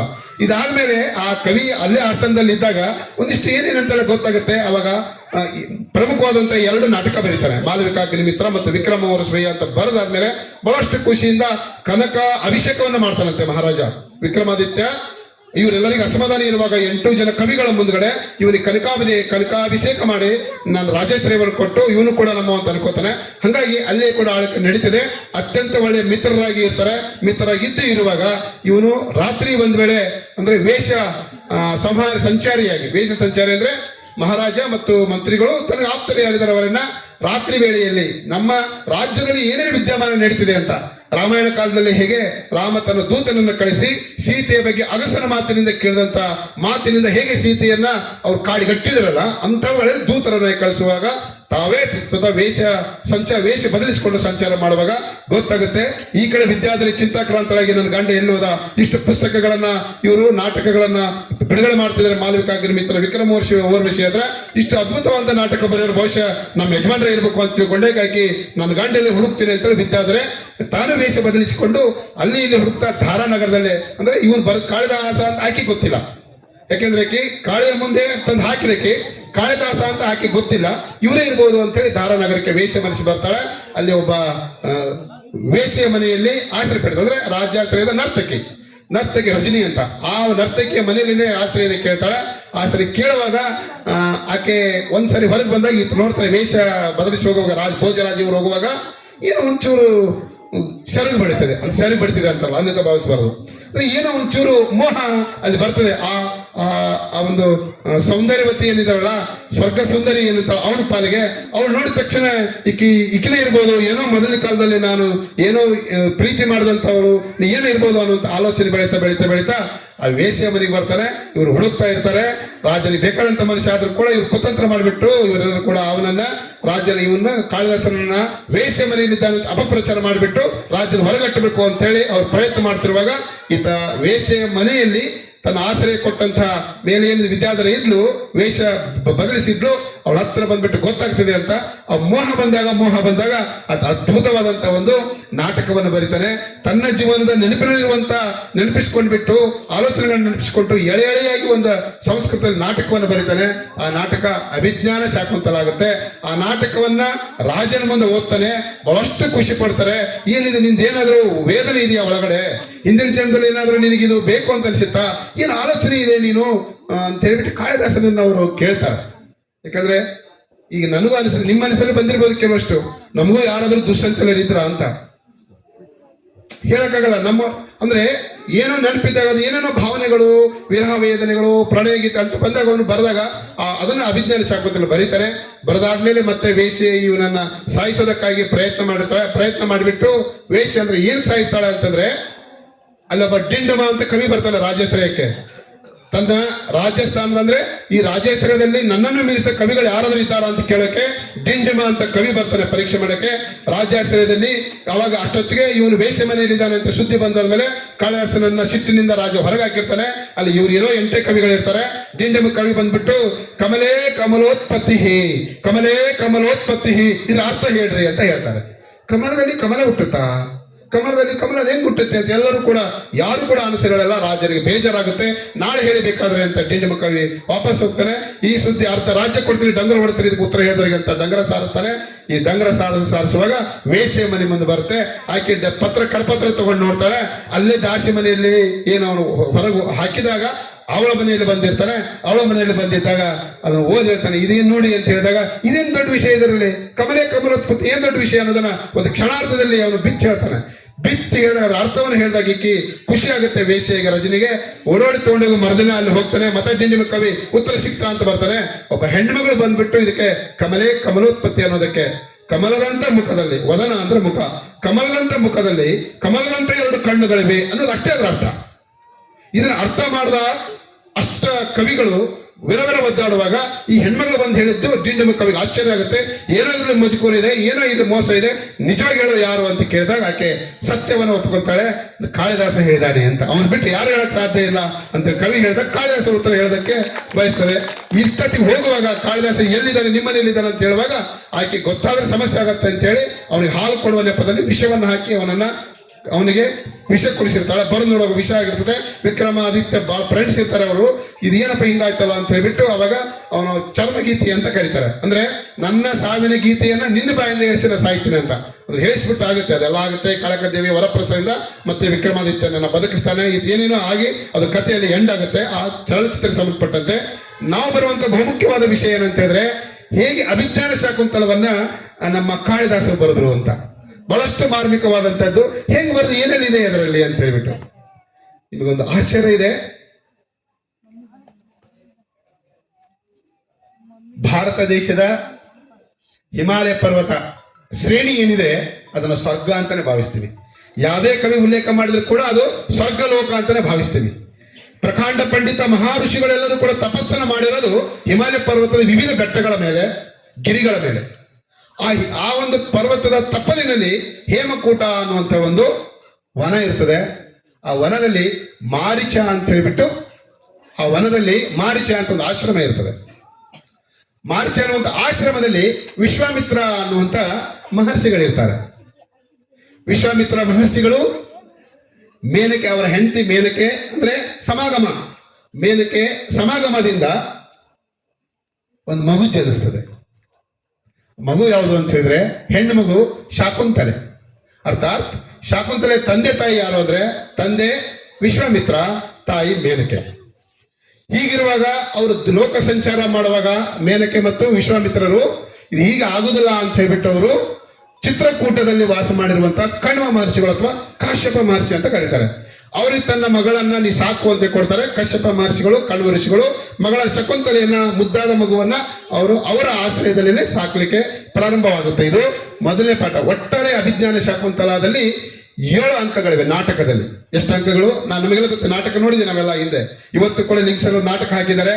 ನಂದು ಪರ್ಸನಲ್ ರಿಕ್ವೆಸ್ಟ್, ಒಟ್ಟಾರೆ ಒಬ್ಬರು ಒಂದು ಸರಿ ಆದ್ರೂ ಕೂಡ ಯಾವುದೇ ನಾಟಕ ಇರಲಿ ನೋಡಿ ಅವರಿಗೆ ಪ್ರೋತ್ಸಾಹ ಮಾಡಬೇಕು ಅಂತ ನಂದು. ಯಾಕಂದ್ರೆ ನಾಟಕ ಅಂದ್ರೆ ಆತರ ಇರ್ತದೆ. ಹಳ್ಳಿಗಳಲ್ಲಿ ನಾವು ಎಷ್ಟು ನಾಟಕ ನೋಡ್ತಿದ್ದೀವಿ. ಈಗಿನ ದಿನಗಳಲ್ಲಿ ಇವೆಲ್ಲ ಟಿವಿ ಬಂದ್ಬಿಟ್ಟು, ಮೊಬೈಲ್ ಬಂದ್ಬಿಟ್ಟು ನಮ್ಮ ಕಲೆಯನ್ನು ಹಾಳಾಗೋಗಿದೆ. ನಾಟ್ಯ ರಂಗಭೂಮಿ ಕಲಾವಿದರಿಗೆ ಬಹಳಷ್ಟು ಕಷ್ಟ ಆಗ್ತಿರೋದನ್ನು ನಾವು ಕಾಣ್ತಿದ್ವಿ. ಅಂತ 7 ಅಂಕದ ಒಂದು ನಾಟಕವನ್ನು ಬರೀತಾರೆ ಕಾಳಿದಾಸ. 7 ಅಂಕದಲ್ಲಿ ಮೊದಲನೇ 3 ಅಂಕ ಏನಿದೆಯಲ್ಲ ಅದು ದುಷ್ಯಂತ ಶಕುಂತಲೆಯರ ಸಂಗಮ. ಅವರಿಬ್ಬರು ಒಂದಾಗುವಂಥದ್ದು, ಪರಿಚಯ ಆಗ್ತಕ್ಕಂಥದ್ದು. ನಂತರದ 3 ಅಂಕಗಳು ದುಷ್ಯಂತ ಶಕುಂತಲೆಯರ ವಿರಹ ಅಂದ್ರೆ ಅವ್ರು ಬಿಟ್ಟಿರ್ತಾರೆ, ಅವ್ರನ್ನ ಬಿಟ್ಟಿರ್ತಾರೆ. ಅವ್ರು ಅಲ್ಲಿ ಮರಗೋದು, ನಾವು ಇಲ್ಲಿ ಮರಗೋದು. ಇದು ವಿರಹ ವೇದನೆ ಏನಿದೆಯಲ್ಲ ಅದನ್ನ ನಂತರದ 3 ಅಂಕಗಳಲ್ಲಿ ತೋರಿಸಿದ್ರೆ ಕೊನೆಯ ಅಂಕ ಏನಿದೆಯಲ್ಲ ಅಲ್ಲಿ ದುಷ್ಯಂತ ಶಕುಂತಲೆ ವಿವಿಧ ಕಾರಣಗಳಿಂದಾಗಿ ಒಂದಾಗಿ ತಮ್ಮ ಪಾಡಿಗೆ ಸೇರಿಕೊಳ್ಳುವುದಕ್ಕೆ ಸುಖಾಂತ್ಯವನ್ನ ಕಾಳಿದಾಸರು ತಮ್ಮ ಅಭಿಜ್ಞಾನ ಶಾಕುಂತಲದಲ್ಲಿ 7 ಅಂಕಗಳಲ್ಲಿ ಮಾಡ್ತಾರೆ. ಒಂದೊಂದು ಅಂಕನೂ ಕೂಡ ಒಂದೊಂದು ರೀತಿ ಇದೆ. ಇದರಲ್ಲಿ 738 ಶ್ಲೋಕಗಳಿವೆ, 7 ಅಂಕಗಳಿವೆ. ಪ್ರತಿಯೊಂದು ಅಂಕನೂ ಕೂಡ ಅತ್ಯಂತ ವಿಸ್ತೃತವಾದಂತಹದ್ದು. ಇದು ಯಾವುದೇ ರೀತಿಯ ಕಾವ್ಯ ಪ್ರಕಾರಗಳಲ್ಲಿ ಬರೆದಿಲ್ಲ. ಅಂದ್ರೆ ಇಲ್ಲಿ ಷಟ್ಪದಿ ಆಗಲಿ ಛಂದಸ್ಸಾಗಲಿ ಬರೆದಿಲ್ಲ. ಕವಿ ತನಗೆ ತಿಳಿದದ್ದನ್ನ ವಿವಿಧ ಶ್ಲೋಕಗಳನ್ನು ಬಳಸಿ 2 ಸಾಲು 3 ಸಾಲು 4 ಸಾಲು ಒಂದೇ ಸಾಲಿನಲ್ಲಿ ಕೂಡ ಬರೆದಿದ್ದಾನೆ. ಇಲ್ಲಿ ಬರೆಯುವಾಗ ಅವನ ಪ್ರತಿಭೆ ಒಂದು ಬಹಳಷ್ಟು ಮುಖ್ಯವಾದಂಥದ್ದು. ಅದಕ್ಕೆ ಕಾವ್ಯ ಮೀಮಾಂಸೆ, ಭಾರತೀಯ ಮತ್ತು ಪಾಶ್ಚಾತ್ಯ ಕಾವ್ಯ ಮೀಮಾಂಸೆಯಲ್ಲಿ ಒಂದು ಮಾತು ಹೇಳ್ತಾರೆ, ನವನವೋನ್ಮೇಷ ಶಾಲಿನಿ ಪ್ರತಿಭಾ ಅಂತ. ಪ್ರತಿಭೆ ಅಂದ್ರೆ ಏನಂದ್ರೆ ನವನವೋನ್ಮೇಷ ಶಾಲಿನಿ, ದಿನಕ್ಕೊಂದು ಹೊಸದು ಸೃಜನಶೀಲತೆ ಅಂತೇವೆ. ಹೊಸದನ್ನು ಯಾರು ಹುಡುಕಿ ತರ್ತಾರೆ ಅವರಲ್ಲಿ ಇರುವಂತದ್ದೇ ನಿಜವಾದ ಪ್ರತಿಭೆ ಅನ್ನೋದನ್ನ. ಆ ಪ್ರತಿಭೆಯನ್ನು ಕಂಡಿದ್ದು ನಾವು ಎಲ್ಲಿ ಅಂತ ಹೇಳಿದ್ರೆ ಮೊಟ್ಟ ಮೊದಲಿಗೆ ಕವಿರತ್ನ ಕಾಳಿದಾಸನಲ್ಲಿ. ಅವ್ರು ಬರೆದಂತ ಅಭಿಜ್ಞಾನ ಶಾಕುಂತಲ ನಾಟಕವನ್ನ ನೋಡ್ಬಿಟ್ರೆ ಅವರೇ ಯಾಕೆ ಎಷ್ಟೋ ಜನ ಇದಕ್ಕೆ ಮರಳಾಗಿದ್ದಾರೆ. ಅಭಿಜ್ಞಾನ ಶಾಕುಂತಲ ನಾಟಕ ಬಹಳಷ್ಟು ಉಪಾಖ್ಯಾನಗಳು ಅಷ್ಟೇ ಅಲ್ಲದೆ ಅನುವಾದಗಳಾಗಿವೆ ವಿದೇಶದಲ್ಲೂ ಅಂತ ನಾನು ಹೇಳಿದ್ದೀನಿ. ಇವುಗಳಲ್ಲಿ ಆಗಿದಂತಹದ್ದು ಇದು ಅವನ ಪ್ರತಿಭೆ ಆಗ್ತದೆ. ಮತ್ತೆ ಅದ್ರ ಕವಿಯಲ್ಲಿ ಏನಿದೆ ಅಂದ್ರೆ ರಸತ್ವ ಇದೆ. ಏನ್ ರಸ ಅಂದ್ರೆ ಪ್ರತಿಭೆ ಹೊರಹೊಮ್ಮಿಸ್ಬೇಕು ಅಂದ್ರೆ ರಸ ಇದೆ. ನಾನೀಗ ಸುಮ್ಮನೆ ನನಗೊಂದು ಆಲೋಚನೆ ಬಂತು, ನಾನು ಬರೀ ಭಾಷಣ ಮಾಡಿದ್ರೆ ಅರ್ಥ ಆಗಲ್ಲ, ಉಪನ್ಯಾಸ ಮಾಡಿದ್ರೆ ಬೇಜಾರಾಗುತ್ತೆ, ಏನಾದ್ರೂ ಹೊಸ ಸೃಜನಶೀಲತೆ ಇರಬೇಕು, ಟೆಕ್ನಿಕಲ್ ಬಳಸಬೇಕು ಅಂತೇಳಿ ಈ ಟೆಕ್ನಿಕಲ್ ಮೊರೆ ಹೋಗಿ ಒಂದಿಷ್ಟು ನನ್ನ ಕೆಲಸವನ್ನು ಮಾಡಿದ್ದೀನಿ. ಹಾಗಾಗಿ ಇದು ಅಂದ್ರೆ ವಿಭಿನ್ನವಾಗಿರ್ಬೇಕು ಅಂತ. ಮಕ್ಕಳಿಗೆ ಪಾಠ ಮಾಡಬೇಕು ತರಗತಿ ಕೋಣೆಗಳಲ್ಲಂದ್ರೆ ಏನೊಂದು ಹೊಸದಿದ್ರೆ ಅದು ವಿಶೇಷವಾಗಿದ್ರೆ ಮಕ್ಕಳಿಗೆ ಮನನ ಆಗುತ್ತೆ ಅನ್ನೋ ಕಾರಣಕ್ಕೆ, ಆ ಕಾರಣಕ್ಕಾಗಿ ಅವನು 9 ರಸಗಳನ್ನ ನವರಸಗಳು ಅಂತ ಕರೀತಾರೆ. ನಿಜವಾಗಿರೋದು 8 ರಸಗಳು, 9 ರಸ ಆಮೇಲೆ ಬಂದಿದೆ. ಏನ್ ಹೇಳ್ತಾನೆ ಅಂತ ಹೇಳಿದ್ರೆ, ಯಾರು ಇದು ರಸದ ಬಗ್ಗೆ ಹೇಳಿದವನು ಕಾಳಿದಾಸ ಅಲ್ಲ, ಡೋಂಟ್ ಕನ್ಫ್ಯೂಸ್. ರಸಗಳ ಬಗ್ಗೆ ಹೇಳಿದಂತವನು ಭರತ ಮುನಿ. ಭರತ ಮಹರ್ಷಿಗಳು ತಮ್ಮ ನಾಟ್ಯಶಾಸ್ತ್ರ, ಭರತನ ನಾಟ್ಯಶಾಸ್ತ್ರ ಅಂತಾರೆ, ಅದರಲ್ಲಿ ರಸಗಳ ಬಗ್ಗೆ ಹೇಳ್ತಾರೆ. 8 ರಸಗಳ ಬಗ್ಗೆ ಹೇಳ್ತಾರೆ. 8 ರಸಗಳು ಯಾವುವು ಅಂತ ಹೇಳಿದ್ರೆ ಶೃಂಗಾರ, ಹಾಸ್ಯ, ಕರುಣೆ, ರೌದ್ರ, ವೀರ, ಭಯಾನಕ, ಬಿಭತ್ಸ್ಯ ಮತ್ತು ಅದ್ಭುತ. 8 ರಸಗಳ ಬಗ್ಗೆ ಹೇಳ್ತಾರೆ. 9ನೇ ರಸ ಶಾಂತರಸ ಅಂತ ಅವನು ಭಕ್ತ ಲಲ್ಲಟ ಅನ್ನುವಂತ ಹೇಳ್ತಾನೆ. ಭಕ್ತ ಲಲ್ಲಟ ಅಂತ ಅನ್ನೋನು 9ನೇ ರಸ ಹೇಳ್ತಾನೆ. ಅದು ಇರಲಿ, 8 ರಸಗಳನ್ನು ಕೂಡ ಮೈಗೂಡಿಸಿಕೊಂಡು ಬರೆದಂತ ಕಾಳಿದಾಸ ಅತ್ಯಂತ ಹೆಚ್ಚು ಆದ್ಯತೆ ಕೊಟ್ಟಿದ್ದು ಶೃಂಗಾರ ರಸಕ್ಕೆ. ಏನು ಶೃಂಗಾರ ಅಂದ್ರೆ, ಒಂದು ಉದಾಹರಣೆ ರಸದ ಬಗ್ಗೆ ಹೇಳಬೇಕು ಅಂತ ಹೇಳಿದ್ರೆ, ರಸ ಅಂದ್ರೆ ಒಂದು ಹಣ್ಣು, ಹಣ್ಣಲ್ಲಿರುವ ರಸ ತುಂಬಿರ್ತದೆ. ರಸವನ್ನ ನಾವೇನು ಹೀರ್ತೀವಲ್ಲ ಅದು ಮನಸ್ಸಿಗೆ ಆನಂದ ಕೊಡುತ್ತೆ. ಹಣ್ಣು ಇದೆ, ಅದನ್ನು ಹೀರಿದಾಗ ಚೀಪಿದಾಗ ಆನಂದ ಕೊಡುತ್ತೆ. ಇನ್ನೊಂದೇನು ಅಂತ ಹೇಳಿದ್ರೆ, ಸಾಗರದಲ್ಲಿ ನೀರಿನ ಒಂದು ಕಲ್ಲನ್ನು ಒಗಿತೀವಲ್ಲ, ಸಾಗರ ಅನ್ನುವಂಥದ್ದು ಒಂದು ಮನಸ್ಸು, ಮನುಷ್ಯನಲ್ಲಿರುವಂತಹ ಮನಸ್ಸು ಅನ್ನುವಂಥದ್ದು ಒಂದು ಸಾಗರ ಅಂತ ತಿಳ್ಕೊಂಡು ಆ ಒಂದು ಕಲ್ಲನ್ನು ತಗೊಂಡು ಸಾಗರದಲ್ಲಿ ನಾವು ಹಾಕಿದ್ವಿ ಅಂತಂದ್ರೆ ಅಲ್ಲಿ ಅಲೆಗಳು ಹೇಳ್ತಾವಲ್ಲ, ಬೇರೆ ಬೇರೆ ರೂಪದ ಅಲೆಗಳು ಏನಿರುತ್ತೆ, ಅಲೆಗಳು ಬರ್ತಾವಲ್ಲ, ಅವೇ ರಸಗಳು ಅಂತ. ಅದಕ್ಕೆ ಭಾವಗಳು ಅಂತ ಕರಿತೀವಿ. ಭಾವಗಳನ್ನು ನಾವು ತಗೊಂಡಾಗ ಏನಾಗುತ್ತೆ, ರಸದಲ್ಲಿ ಭಾವಗಳನ್ನು ತಗೊಂಡಾಗ 2 ಭಾವ ಬರುತ್ತೆ. ಒಂದು ಸ್ಥಾಯಿ ಭಾವ, ಇನ್ನೊಂದು ಸಂಚಾರಿ ಭಾವ. ಸ್ಥಾಯಿ ಭಾವ ಅಂದ್ರೆ ಮನಸ್ಸು, ಸಂಚಾರಿ ಭಾವ ಅಂದ್ರೆ ಅದರಿಂದ ಉತ್ಪತ್ತಿ ಆಗುವಂತ ವಿವಿಧ ಭಾವನೆಗಳು. ಹಾಗಾಗಿ ಭಾವನೆಗಳಲ್ಲಿ ನಾವು ಬಂದಾಗ ಮೊದಲನೇದ್ದು ರಸ ಬರುತ್ತೆ, ಅದರಿಂದ ಉತ್ಪತ್ತಿ ಆದಂತದ್ದು ಬರ್ತದೆ. ಮೊದಲನೇದೇನು ಭಾವ ಅಂತ, ಉದಾಹರಣೆ ಶೃಂಗಾರ ಅನ್ನುವಂಥದ್ದು ಒಂದು ರಸ. ಇದರ ಮೂಲ ಸ್ಥಾಯಿ ಭಾವ ಏನಂದ್ರೆ ರತಿ ಅಂದ್ರೆ ಪ್ರೇಯಸಿ, ಪ್ರಣಯಕ್ಕೆ ಬೇಕಾದಂತ ಹೆಂಡತಿ ಇತ್ಯಾದಿ. ಎಲ್ಲಿ ರತಿ ಇರ್ತದೋ ಅಲ್ಲಿ ಶೃಂಗಾರ ಬರುತ್ತೆ.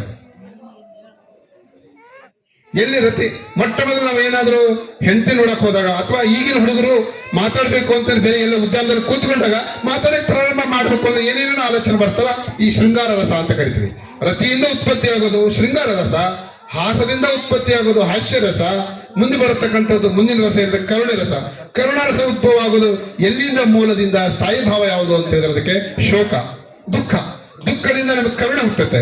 ಯಾರ ಮನೆಯಲ್ಲಿ ಏನಾದ್ರೂ ಹೆಚ್ಚು ಕಡಿಮೆ ಅಂದ್ರೆ ಅಯ್ಯೋ ಪಾಪ ಹಿಂಗಾಗ್ಬಾರ್ದಿತ್ತು ಅಂತೀವ, ಅದು ಶೋಕ ರಸ ಆಗುತ್ತೆ. ಅದಾದ್ಮೇಲೆ ಬರತಕ್ಕಂಥದ್ದು ರೌದ್ರ ರಸ. ರೌದ್ರ ಅಂದ್ರೆ ಎಲ್ಲಿಂದ ಉತ್ಪತ್ತಿ ಆಗುತ್ತೆ ಅಂದ್ರೆ ಕ್ರೋಧ, ಸಿಟ್ಟಿನಿಂದ. ಕ್ರೋಧ ಇದ್ದಾಗ ಸಿಟ್ಟು ಬಂದ್ಬಿಡುತ್ತೆ. ಹೆಂಗೆ ಕ್ರೋಧ ಬಂತಲ್ಲ ಮೊನ್ನೆ ಆನಂದಪ್ಪ ಸರ್ಗೆ, ಲಡ್ಡು ಮುತ್ತೇನು ಹೇಳುವಾಗ ಏನು ರಸಗಳಲ್ಲಿ ಈ ರಸ ಬಂತಲ್ಲ, ಇದು ರೌದ್ರ ರಸ. ಅದು ರೌದ್ರ ರಸ ಏನು, ಅದು ಬರ್ಬೇಕಾದ್ರೆ ಅದು ಬರ್ತದೆ ಸಮಾಜದಲ್ಲಿ ಇರ್ತಕ್ಕಂಥ ಕುಲದ ಬಗ್ಗೆ ಬರುತ್ತೆ. ಅದಾದ್ಮೇಲೆ ಬರುವಂತದ್ದು ವೀರರಸ. ವೀರರಸ ಯಾವಾಗ ಬರುತ್ತೆ ಅಂದ್ರೆ ಉತ್ಸಾಹ ಆದಾಗ, ಖುಷಿ ಆದಾಗ, ಇಷ್ಟು ಜನ ಸೇರಿದಾಗ ಏನೋ ಒಂದು ಮಾಡಿಸ್ಬೇಕು, ಸಾಧನೆ ಮಾಡ್ಬೇಕು, ನಾ ಗೆಲ್ಬೇಕು, ಈ ಪ್ರದೇಶ ಈ ಸಲ ನಂದು ರಿಸಲ್ಟ್ 89 ಬಂದದ, ಖುಷಿ ಆಯ್ತು, ನೆಕ್ಸ್ಟ್ 95 ಮಾಡ್ಬೇಕು ಅಂತ. ಅದು ಉತ್ಸಾಹದಿಂದ ಅದು ಮುಂದೆ ವೀರ ರಸ ಬರುತ್ತೆ. ಮುಂದೆ ಬರುವಂತದ್ದು ಭಯಾನಕ ರಸ, ಭಯದಿಂದ ಬರುತ್ತೆ. ಬಿಭತ್ಸ ರಸ ಅನ್ನುವಂಥದ್ದು ಜಿಗುಪ್ಸೆಯಿಂದ ಬರುತ್ತೆ. ಜಿಗುಪ್ಸೆಯಿಂದ ಎಲ್ಲ ಅವನಿಗೆ ಸಿಕ್ತರು, ನನಗೇನು ಸಿಗಲಿಲ್ಲ ಅಂತದ್ದು ಜಿಗುಪ್ಸೆಯಿಂದ ಬರುವಂತದ್ದು ರಸ. ಈ ರೀತಿ ಅದ್ಭುತ ಅನ್ನುವ ಬರೋದು ವಿಸ್ಮಯ ಅಂತ. ಏನಾದ್ರೂ ಏನು ಇವತ್ತು ಇವರು ಟೆಕ್ನಾಲಜಿ ಬಳಸಿ ಮಾಡಾಕತ್ತಾರ ಪಾಠನ, ಅಂದ್ರೆ ಪ್ರೊಜೆಕ್ಟರ್ ಬಳಸಿ ಚಿಂತನೆ ಮಾಡಾಕತ್ತಾರ. ವಿಚಿತ್ರ ಆಯ್ತಲ್ಲ ಇದು. ವಿಸ್ಮಯದಿಂದ ಉಟ್ಕೊಳ್ಳೋದು ಏನು ಅಂತಾರೆ ಅದ್ಭುತ ಅನ್ನುವಂಥದ್ದು. 8 ರಸಗಳು ಕೂಡ ಬಳಸಿದ್ರಲ್ಲಿ ಶೃಂಗಾರ ರಸವನ್ನು ಬಳಸಿದ್ದಾನೆ. ಶೃಂಗಾರ ರಸದಲ್ಲಿ ಮೊದಲೇ ಬರುವಂಥದ್ದು ಯಾವುದು? ಶೃಂಗಾರ ರಸದಲ್ಲಿ ಬರುವಂಥದ್ದು ಮೊದಲ ಭಾವ ಏನಂತ 2 ಬರ್ತದೆ. ಒಂದು ಭಾವ ಅಲಂಘನ ಭಾವ ಬರುತ್ತೆ, ಇನ್ನು ಸಂಚಾರಿ ಭಾವದಲ್ಲಿ ಬರ್ತದೆ. ಅಲಂಘನ ಭಾವ ಅಂತಂದ್ರೆ ಗಂಡ ಹೆಂಡತಿ ದರ್ಶನ ಮಾಡೋದು, ಪ್ರಿಯಕರ ಪ್ರೇಯಸಿ ದರ್ಶನ ಮಾಡೋದು, ಮಿಲನ ಆಗೋದು. ಇನ್ನೊಂದು ಅಂದ್ರೆ ಅದ್ರ ಬಗ್ಗೆ ಆಲೋಚನೆ ಮಾಡ್ತಾ ಹೋಗೋದು. 2 ರಸಗಳನ್ನ ಕವಿಗಳಲ್ಲಿ ತಗೊಂಡಿದ್ದಾರೆ. ಹೇಗಿತ್ತೆ ದುಷ್ಯಂತ ಮಹಾರಾಜ, ಹೇಗೆ ಹೇಮಕೂಟಕ್ಕೆ ಬಂದ ಏನಾಯ್ತು ಅನ್ನುವಂಥದ್ದನ್ನ ಒಂದು ಸಣ್ಣ ವಿಡಿಯೋ ಇದೆ, ಅದನ್ನ ನೋಡ್ಕೊಂಡ್ಬಿಟ್ಟು ನಾವು ಮುಂದೆ ಇನ್ನೊಂದು 5 ನಿಮಿಷದಲ್ಲಿ ನಾನು ಮುಗಿಸ್ತೇನೆ.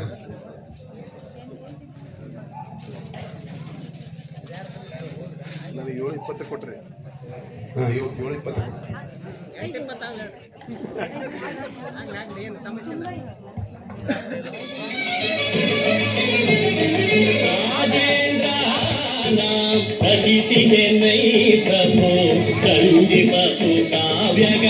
ಸರ್, ಇವನು ಮಹಾಕವಿ ಕಾಳಿದಾಸ ಎಲ್ಲಾ ಕೃತಿಗಳನ್ನ ಏನೇನು ಬರೆದ ಎಲ್ಲ ಕಥೆ ಇದರಲ್ಲಿ. ಕುಮಾರ ಸಂಭವ ಇದೆ, ಮೇಘ ಸಂದೇಶ ಇದೆ, ಎಲ್ಲ ಇದೆ ಸರ್. ಕ್ಲೋಸ್ ಮಾಡಿ ಎಲ್ಲ ಇದೆ ಇದ್ರ. ಅಂದ್ರೆ ಎಷ್ಟು ನಾಟಕಗಳು ಬರದ ಅನ್ನೋದನ್ನ ಒಂದು ಹಾಡಿನ ರೂಪದಲ್ಲಿ 1955 ಮಹಾಕವಿ ಕಾಳಿದಾಸ ಅನ್ನುವಂತ ಚಿತ್ರದಿಂದ ಇದನ್ನ ಆಯ್ಕೆ ಮಾಡ್ಕೊಂಡಿದ್ವಿ. ಈಗ ನೆಕ್ಸ್ಟ್ ಬರುವಂತದ್ದು ಏನಂದ್ರೆ ದುಷ್ಯಂತ ಹೇಗೆ ಮೊದಲಿಗೆ ಆ ಒಂದು ವನಕ್ಕೆ ಬರ್ತಾನೆ, ಕಣ್ಣು ಋಷಿಗಳ ಆಶ್ರಮಕ್ಕೆ ಬರ್ತಾನೆ, ಅಲ್ಲಿ ಏನಾಯ್ತು ಅನ್ನುವಂಥದ್ದನ್ನ ಬಹುಶಃ ಸ್ವಲ್ಪ ನೋಡ್ಬಿಟ್ರೆ ಗೊತ್ತಾಗುತ್ತೆ. ಇವರು ಕಾಳಿದಾಸ ಶೃಂಗಾರ ರಸಕ್ಕೆ ಸಂಬಂಧಪಟ್ಟಂಥದ್ದು.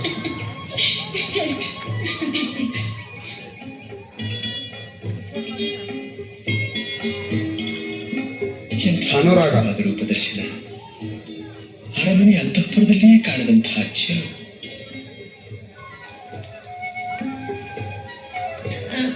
ಶಕುಂತಲೆ, ಕಣ್ಮರಿಗೆ ನಿನಗಿಂತ ಈ ತರುಣತೆಗಳ ಮೇಲೆ ಹೆಚ್ಚಿನ ಮಮತೆ ಏಕೆ?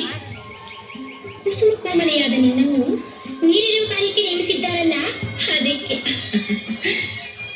ಈ ತರುಣತೆಗಳೆಂದರೆ ನನಗೂ ಪ್ರೇಮ.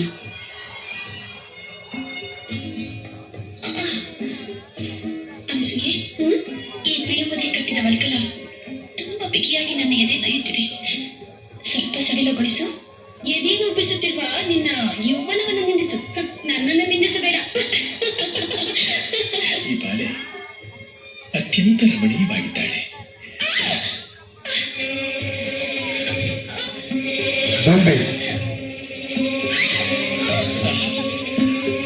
ಆ ಚಂದುಟಿಯನ್ನು ಮುತ್ತಿಡುತ್ತಿರುವ ತುಂಬಿಯೇ ನಿಜವಾಗಿಯೂ ನೀನೇ ಭಾಗ್ಯಶಾಲಿ. ನಾನಾಗಬಾರ್ದು ಸರ್.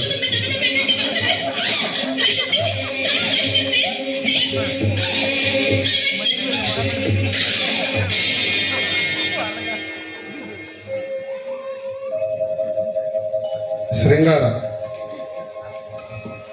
ರತಿ ಇದ್ದಾಳೆ.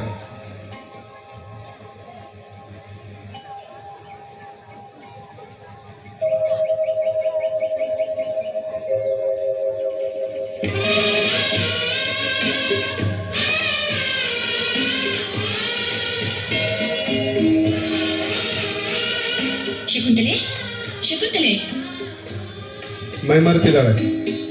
ಶಕುಂತಲೆ, ಏನಾಯ್ತು? ತಮಗೂ ಅನುಭವ ಆಗಿರುತ್ತೆ. ನಿಮ್ಮ ಪ್ರಿಯಪಕ್ಷಿ ಬೆದರಿಗಳು ಅಷ್ಟೇ. ಆಶ್ರಮದ ಕೆಲಸ ಕಾರ್ಯಗಳೆಲ್ಲ ಆತಂಕವಿಲ್ಲದೆ ಜರುಗುತ್ತಿದೆಯೇ?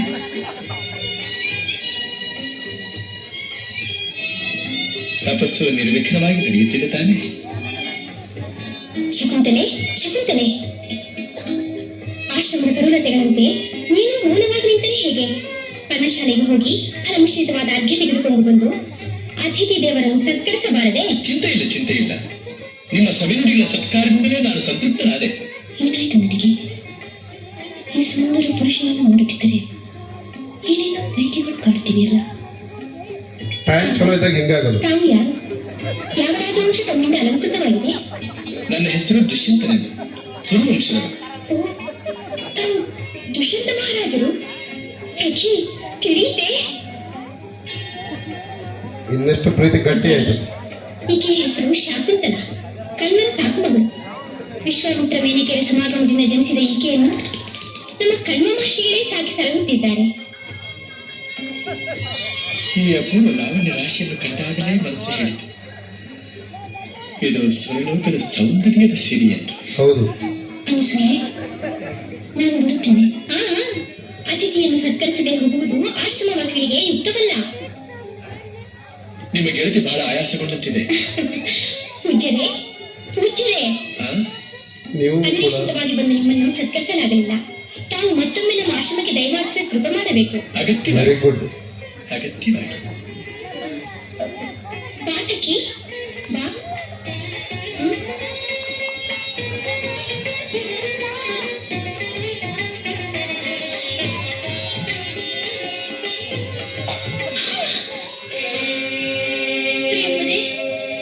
ಕಾಲಿಗೆ ಮುಳ್ಳು ಚುಚ್ಚಿಕೊಂಡಿದೆ. ಏನ್ ಪಾಲಾಕ್ಷರ್ ನೆನಪಾಗ್ತಿದೆಯಾ? ಬರುತ್ತೇನೆ. ಎಲ್ಲಿ ಮುಂದೆ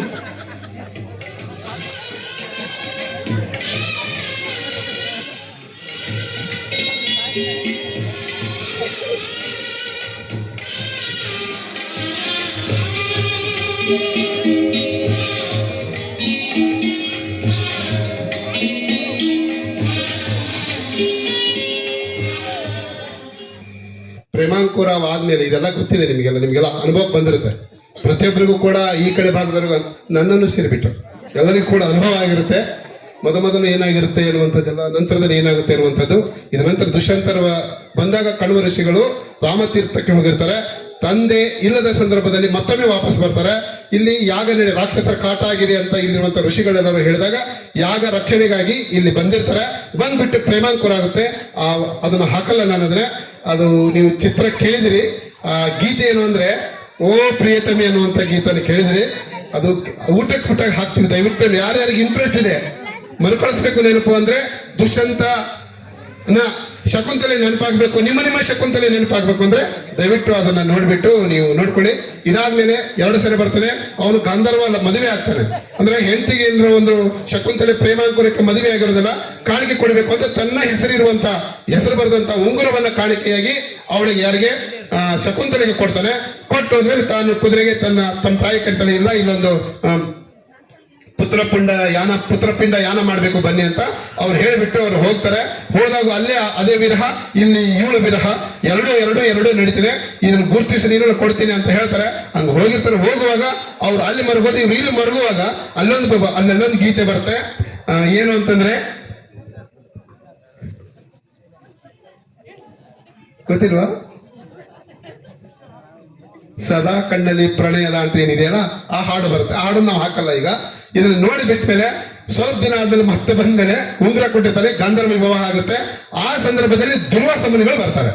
ಈಕೆ ಅದೇ ಚಿಂತೆಯಲ್ಲಿ ಇರ್ತಾಳೆ. ಯಾವುದೋ ಒಂದು ನಮಗೆ ತಲೆಯೊಳಗೆ ಹುಳ ಹೋಗ್ತೇವೆ ಅಂದ್ರೆ ಆ ಹುಳ ಹೊರಗೆ ಹೋಗುತ್ತಾನೆ, ನಮ್ಗ ಗುಯ್ ಗುಯ್ ಗುಯ್ ಅಂತಾನೆ ಇರ್ತೈತೆ. ಅದು ಹೆಂಗ್ ಗುಯ್ ಅಂತಿರ್ತದೆ ಅನ್ನೋದನ್ನ ನೆಟ್ಟಿದ್ದು ಏನ್ ಅನ್ನುತ್ತೆ ಅನ್ನೋದನ್ನ ರೆಕಾರ್ಡ್ ಅನ್ನುತ್ತೆ ಅನ್ನೋದನ್ನ ದುರ್ವಾಸ ಮುನಿಗಳು ಪರೀಕ್ಷೆ ಮಾಡ್ತಾರೆ. ಈಗಿನ ಪರೀಕ್ಷೆ ಮಾಡಿ ಏನ್ ಶಾಪ ಕೊಡ್ತಾರೆ, ಪರಿಹಾರ ಏನು ಅನ್ನುವಂಥದ್ದನ್ನ ಸ್ವಲ್ಪ ಸಣ್ಣ ಒಂದೇ ನಿಮಿಷ ಬೆಳೆಯಿದೆ ನೋಡಿಬಿಟ್ರೆ ಗೊತ್ತಾಗುತ್ತೆ. ಬೇಡ ತೆಗಿದ ಹಾಡ ಹೇಳ್ಬಿಡ್ರಿ ಅವ್ರಿಗೆ. ಹಾಡ ನೋಡ್ತಾರೆ, ಊಟ ಕೂತಾರೆ, ಕ್ಯಾನ್ಸಲ್ ಮಾಡಿ ಅವ್ರು ಮತ್ತೆ ಬೇರೆ ಪೂರ ಲಾಸ್ಟ್ ಪ್ಲೀಸ್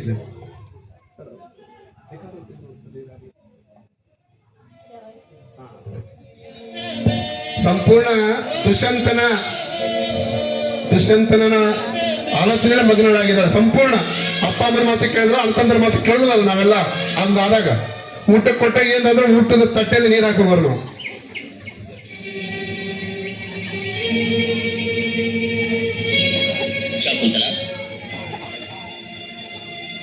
ಶಾಕುಂತಲ ಎಲ್ಲೆಲ್ಲೂ ದುಷ್ಯಂತ. ದುರ್ವಾಸಮುನಿ ಬಂದಿರುವನು.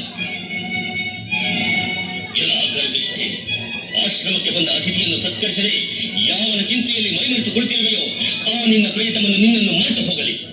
ಇಲ್ಲಿ ನೋಡ್ರಿ ಹೇಟ ಇವ್ರಿಗೆ ನೆನಪು ಹೋಗ್ಬಿಡುತ್ತೆ ಎಲ್ಲ ಶಕುಂತಲೆ.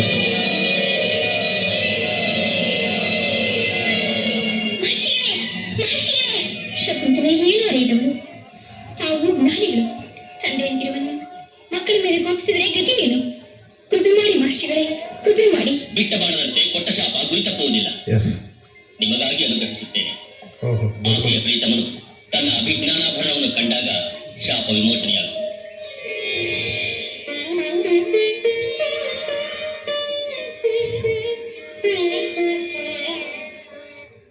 ದುರ್ವಾಸ ಮುನಿಗಳ ಈ ಶಾಪ ಇವಳ ಜೀವನವನ್ನೇ ಕಿತ್ತೊಗೆದ್ಬಿಡ್ತದೆ.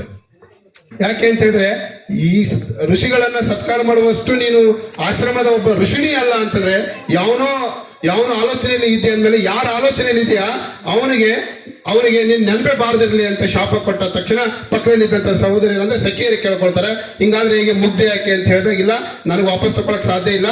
ಆದ್ರೆ ಅವನು ಕೊಟ್ಟಂತ ಕಾಣಿಕೆ ನೆನಪಿನ ಕಾಣಿಕೆ ಏನಾದ್ರು ಕೊಟ್ಟಿದ್ರೆ ಅದನ್ನು ತೋರಿಸಿದಾಗ ಅವನಿಗೆ ನೆನಪಾಗುತ್ತೆ ಅನ್ನುವಂಥದ್ದು ಮಾತನ್ನು ಕೂಡ ಕೊಡ್ತಾನೆ. ಅದು ಉಂಗುರವನ್ನು ಕೊಟ್ಟಿದ್ದು ಮುಂದೆ ಪ್ರಸಂಗ ಏನಾಗುತ್ತೆ ಅಂತ ಇದು ನಡೀತಿದೆ, ವಿರಹ ನಡೀತಿದೆ ಅನ್ನುವಂಥದ್ದು. ಇದಾದ್ಮೇಲೆ ನೆಕ್ಸ್ಟ್ ಕೊನೆಗೆ ಇನ್ನೊಂದು ಅದ್ಭುತವಂತಿದೆ. ಕಣ್ವ ಋಷಿಗಳು ತಮ್ಮ ತೀರ್ಥಯಾತ್ರೆ ಮುಗಿಸ್ಕೊಂಡು ವಾಪಸ್ ಬರ್ತಾರೆ. ವಾಪಸ್ ಬಂದಾಗ ತಮ್ಮ ದಿವ್ಯ ದೃಷ್ಟಿಯಿಂದ ಆಶ್ರಮಕ್ಕೆ ಬರ್ತಾರೆ. ಆಶ್ರಮಕ್ಕೆ ಬಂದ್ಬಿಟ್ಟು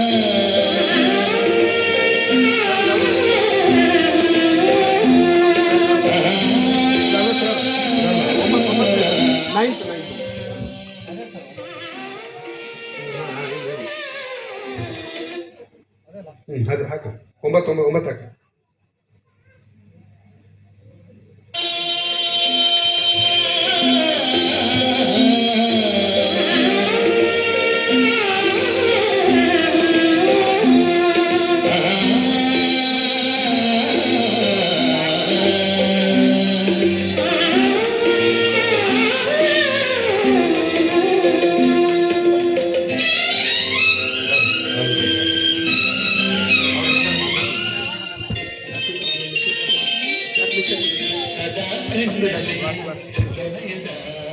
ಅಂದ್ರೆ ತವರ ಮನೆಯಿಂದ ಆ ಋಷಿಗಳು ಮಗಳನ್ನ ಕಳಿಸ್ಕೊಡುವಂತ ಸನ್ನಿವೇಶ ಬಹಳಷ್ಟು ಮನಮೋಹಕ ಇದೆ. ಅದರಲ್ಲಿ ಅದನ್ನ ಹಾಕಿ ಸರ್, ಮನಮೋಹಕ ಇದೆ. ಕಣ್ವ ಋಷಿಗಳು ಬರ್ತಾರೆ, ಶಕುಂತಲೆ ಎಲ್ಲಿ ಅಂತ ಸಖಿಯರು ಕೇಳ್ತಾರೆ. ಒಳಗಡೆ ಇದ್ದಾಳ್ರಿ ಅಂತ ಹೇಳ್ತಾರೆ. ಒಳಗೋಗಿ ಎಲ್ಲಿದ್ದಾಳೆ ಅಂತ ಅವ್ರು ತಮ್ಮ ದಿವ್ಯ ದೃಷ್ಟಿಯಿಂದ ನೋಡಿದಾಗ ಆಕೆ ಬಸರಿ ಆದಂತ ವಿಷಯ ಅವ್ರಿಗೆ ಗೊತ್ತಾಗ್ತದೆ. ತಂದೆಗೆ ಬಸರಿ ಆದದ್ದು ಗೊತ್ತಾಗ್ತದೆ. 2-3 ಸಲ ಬಂದು ಹೋಗಿರ್ತಾರಲ್ಲ ದುಷ್ಯಂತ ಮಹಾರಾಜರು, ಹಂಗಾಗಿ ಮಹಾರಾಜರು ಮಾಡಿದಂತ ಬಹಳಷ್ಟು ಸಾಧನೆಯಿಂದ ಅದರ ಪ್ರತಿಫಲವಾಗಿ ಅವರು ಬಸರಿ ಆಗಿರೋದು ಇವರ ದೃಷ್ಟಿಗೆ ಕಾಣ್ತದೆ, ದಿವ್ಯ ದೃಷ್ಟಿಗೆ. ಹಾಗಾಗಿ ಅವರು ಬಹಳಷ್ಟು ಖುಷಿಯಿಂದ ಅವರು ದುಷ್ಯಂತ ಮಹಾರಾಜನಲ್ಲಿ ಇವರು ಒಲಿಸಿರೋದ್ರಿಂದ ಬಹಳಷ್ಟು ಖುಷಿ ಆಯ್ತು ಅಂತ ಹೇಳ್ಬಿಟ್ಟು ಅವರು ಬಂದು ಮಗಳನ್ನ ಸಂತೈಸಿ, ನೋಡಮ್ಮ ನೀನು ಎಲ್ಲಿರ್ಬೇಕು ಅಲ್ಲೇ ಇರ್ಬೇಕು ಅಂತ ಹೇಳಿ ತನ್ನ ಮಗಳನ್ನ ಅವರು ಕೊಟ್ಟು ಕಳಿಸ್ತಾರೆ. ಅಲ್ಲಿ ಜಿಂಕೆ ಎಲ್ಲಗಳನ್ನ ಬಹಳಷ್ಟು ಪ್ರಕೃತಿ ಸೌಂದರ್ಯ ವರ್ಣನೆ ಇದೆ ಅಲ್ಲಿ, ಎಲ್ಲವನ್ನೂ ಸೌಂದರ್ಯ ವರ್ಣನೆ ಮಾಡಿಬಿಟ್ಟು ಕವಿಗಳವರನ್ನ ಕಳಿಸ್ತಾರೆ. ಎಸ್, ಕಳಿಸುವಾಗ ಏನಾಗುತ್ತೆ ಮುಂದೆ, ಇದು ಲಾಸ್ಟ್ ವಿಡಿಯೋ ಕ್ಲಿಪ್ ಇದೆ. ಒಬ್ಬ ತಂದೆ ತನ್ನ ಮಗಳನ್ನ ಹೇಗೆ ಕಳಿಸ್ಬೇಕು ಅನ್ನುವಂಥ ಸನ್ನಿವೇಶ ಕೂಡ ಇದರಲ್ಲಿದೆ. ನಿನ್ನ ಪ್ರಯಾಣ ಶುಭವಾಗಲಿ. ಹೋಗಿ ಬಾಬು, ಹೋಗಿ ಬಾ.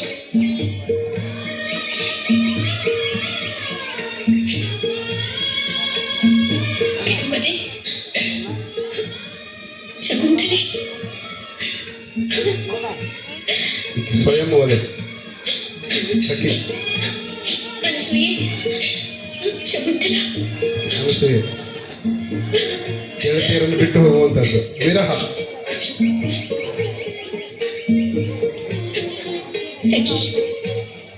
ದುಷ್ಯಂತರ ಕೊಟ್ಟಿರುವ ಈ ಗುರುತಿನ ಉಂಗುರವನ್ನು ಕೇಳಿ ಜೋಪಾನವಾಗಿ ನೋಡಿಕೊ. ಏಕೆ ಹೆದರಬೇಡ, ಸುಮ್ಮನೆ ಹೇಳಿ. ಪೂಜ್ಯರೇ, ಬಿಸಿಲು ಹೆಚ್ಚಾಗುತ್ತಿದೆ, ಬೇಗ ಹೊರಟರೆ ಒಳ್ಳೆಯದು. ಇದು ಸಖಿಯರಿಗೆ ಮಾತ್ರ ಗೊತ್ತಿರುತ್ತೆ. ಉಂಗುರ ಕೊಟ್ಟಿರೋದು, ಶಾಪ ಕೊಟ್ಟಿರೋದು ದುರ್ವಾಸ ಮುನಿಯವರು. ಇದು ನೋಡಿ ಇಂಪಾರ್ಟೆಂಟ್, ದಯವಿಟ್ಟು ಎಲ್ಲರೂ ನೋಡಿ.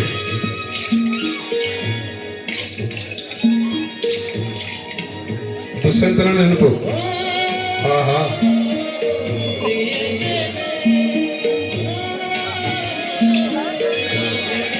ಉಂಗುರ ಇದೆ ನಾಮಾಂಕಿತ ದುಷ್ಯಂತನ ಉಂಗುರ.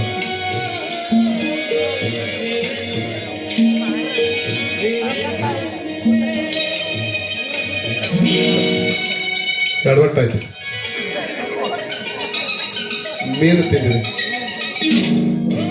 ಗೊತ್ತಿಲ್ಲ ಆಕೆಗೆ, ಕಳೆದಿದ್ದೇ ಗೊತ್ತಿಲ್ಲ.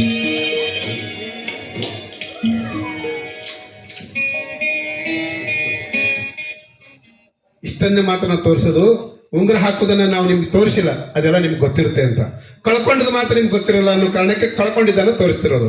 ನೆನಪು ಹೆಂಗಿರ್ತದೆ ಅಂದ್ರೆ, ಅವನಿಗೆ ಗೊತ್ತು ಶಾಪ ವಿಮೋಚನೆ ಆಗಬೇಕು ಅಂದ್ರೆ ಗೌತಮಿ ಮತ್ತು ಶಾರ್ಗರವ ಅನ್ನುವಂತ ಶಿಷ್ಯರನ್ನ ಕೊಟ್ಟು ಕಣ್ವ ಋಷಿಗಳು ಗಂಡನ ಮೇಲೆ ರಾಜಸ್ಥಾನಕ್ಕೆ ಕಳಿಸ್ತಾರೆ. ದುಷ್ಯಂತನ ಹತ್ರ ಕಳಿಸುವಾಗ ಬರುವಾಗ ದಾರಿಯಲ್ಲಿ ಆ ತೀರ್ಥದಲ್ಲಿ ಪ್ರಯಾಣ ಮಾಡುವಾಗ ಇವಳಿಗೆ ಅರಿವಿಲ್ಲದಂತೆ ಇದು ತನ್ನ ಕೈಯಲ್ಲಿರುವಂತಹ ಏನು ಅಭಿಜ್ಞಾನ, ಅಂಗುಲಿ ಅಭಿಜ್ಞಾನ ಅಂದ್ರೆ ನೆನಪಿನ ಕಾಣಿಕೆ ಏನಿತ್ತಲ್ಲ ಕೈಯಲ್ಲಿ, ಆ ಅಭಿಜ್ಞಾನ ತನ್ನ ಗರಿವಿರದಂತೆ ಅದು ಆ ನದಿಯಲ್ಲಿ ಸರೋವರದಲ್ಲಿ ಮುಳುಗುತ್ತೆ.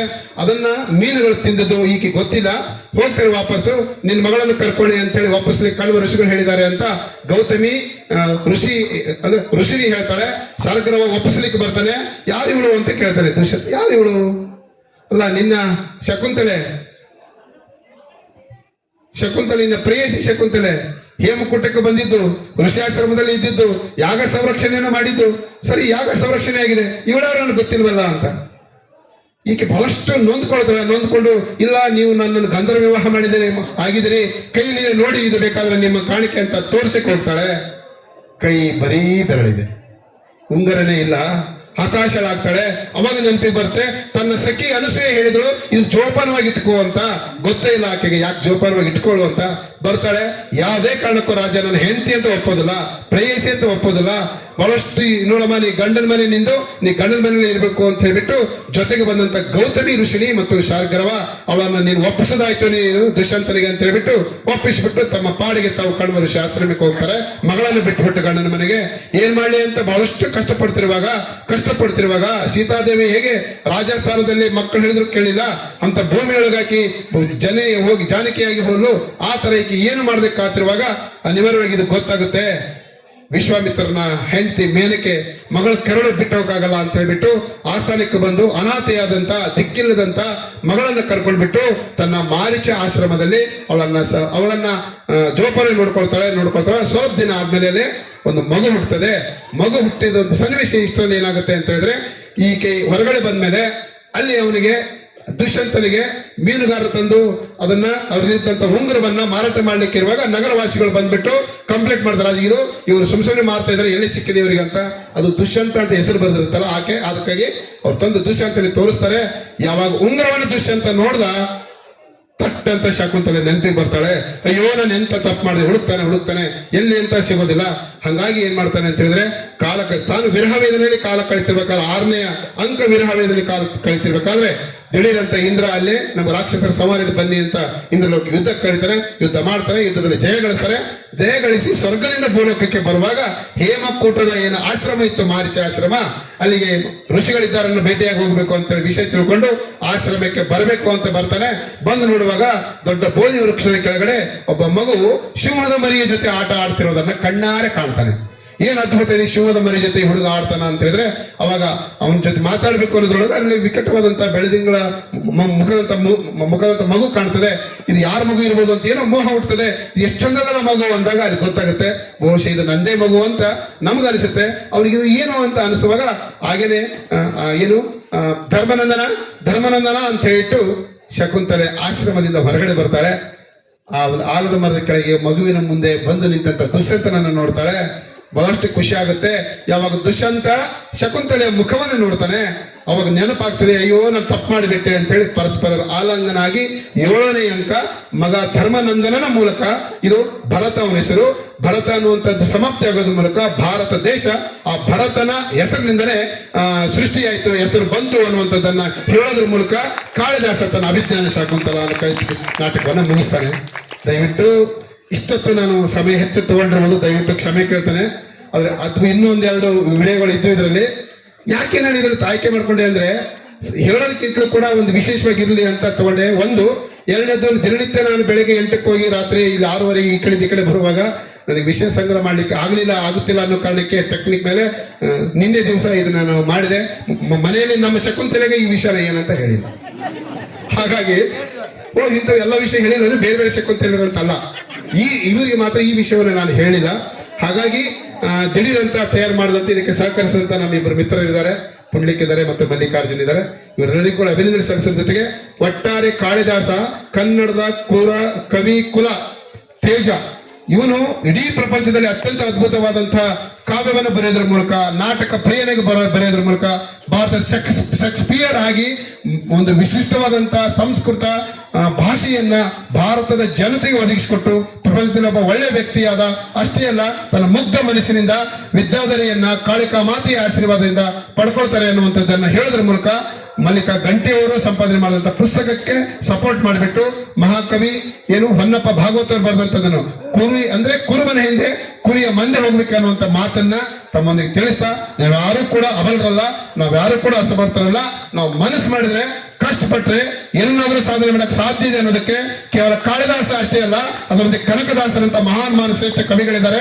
ಸುಮಾರು ಗ್ರಂಥಗಳನ್ನು ಬರೆದ್ಬಿಟ್ಟು ಸುಮಾರು ಕೀರ್ತನೆಗಳನ್ನ ಬರೆದಿದ್ದಾರೆ.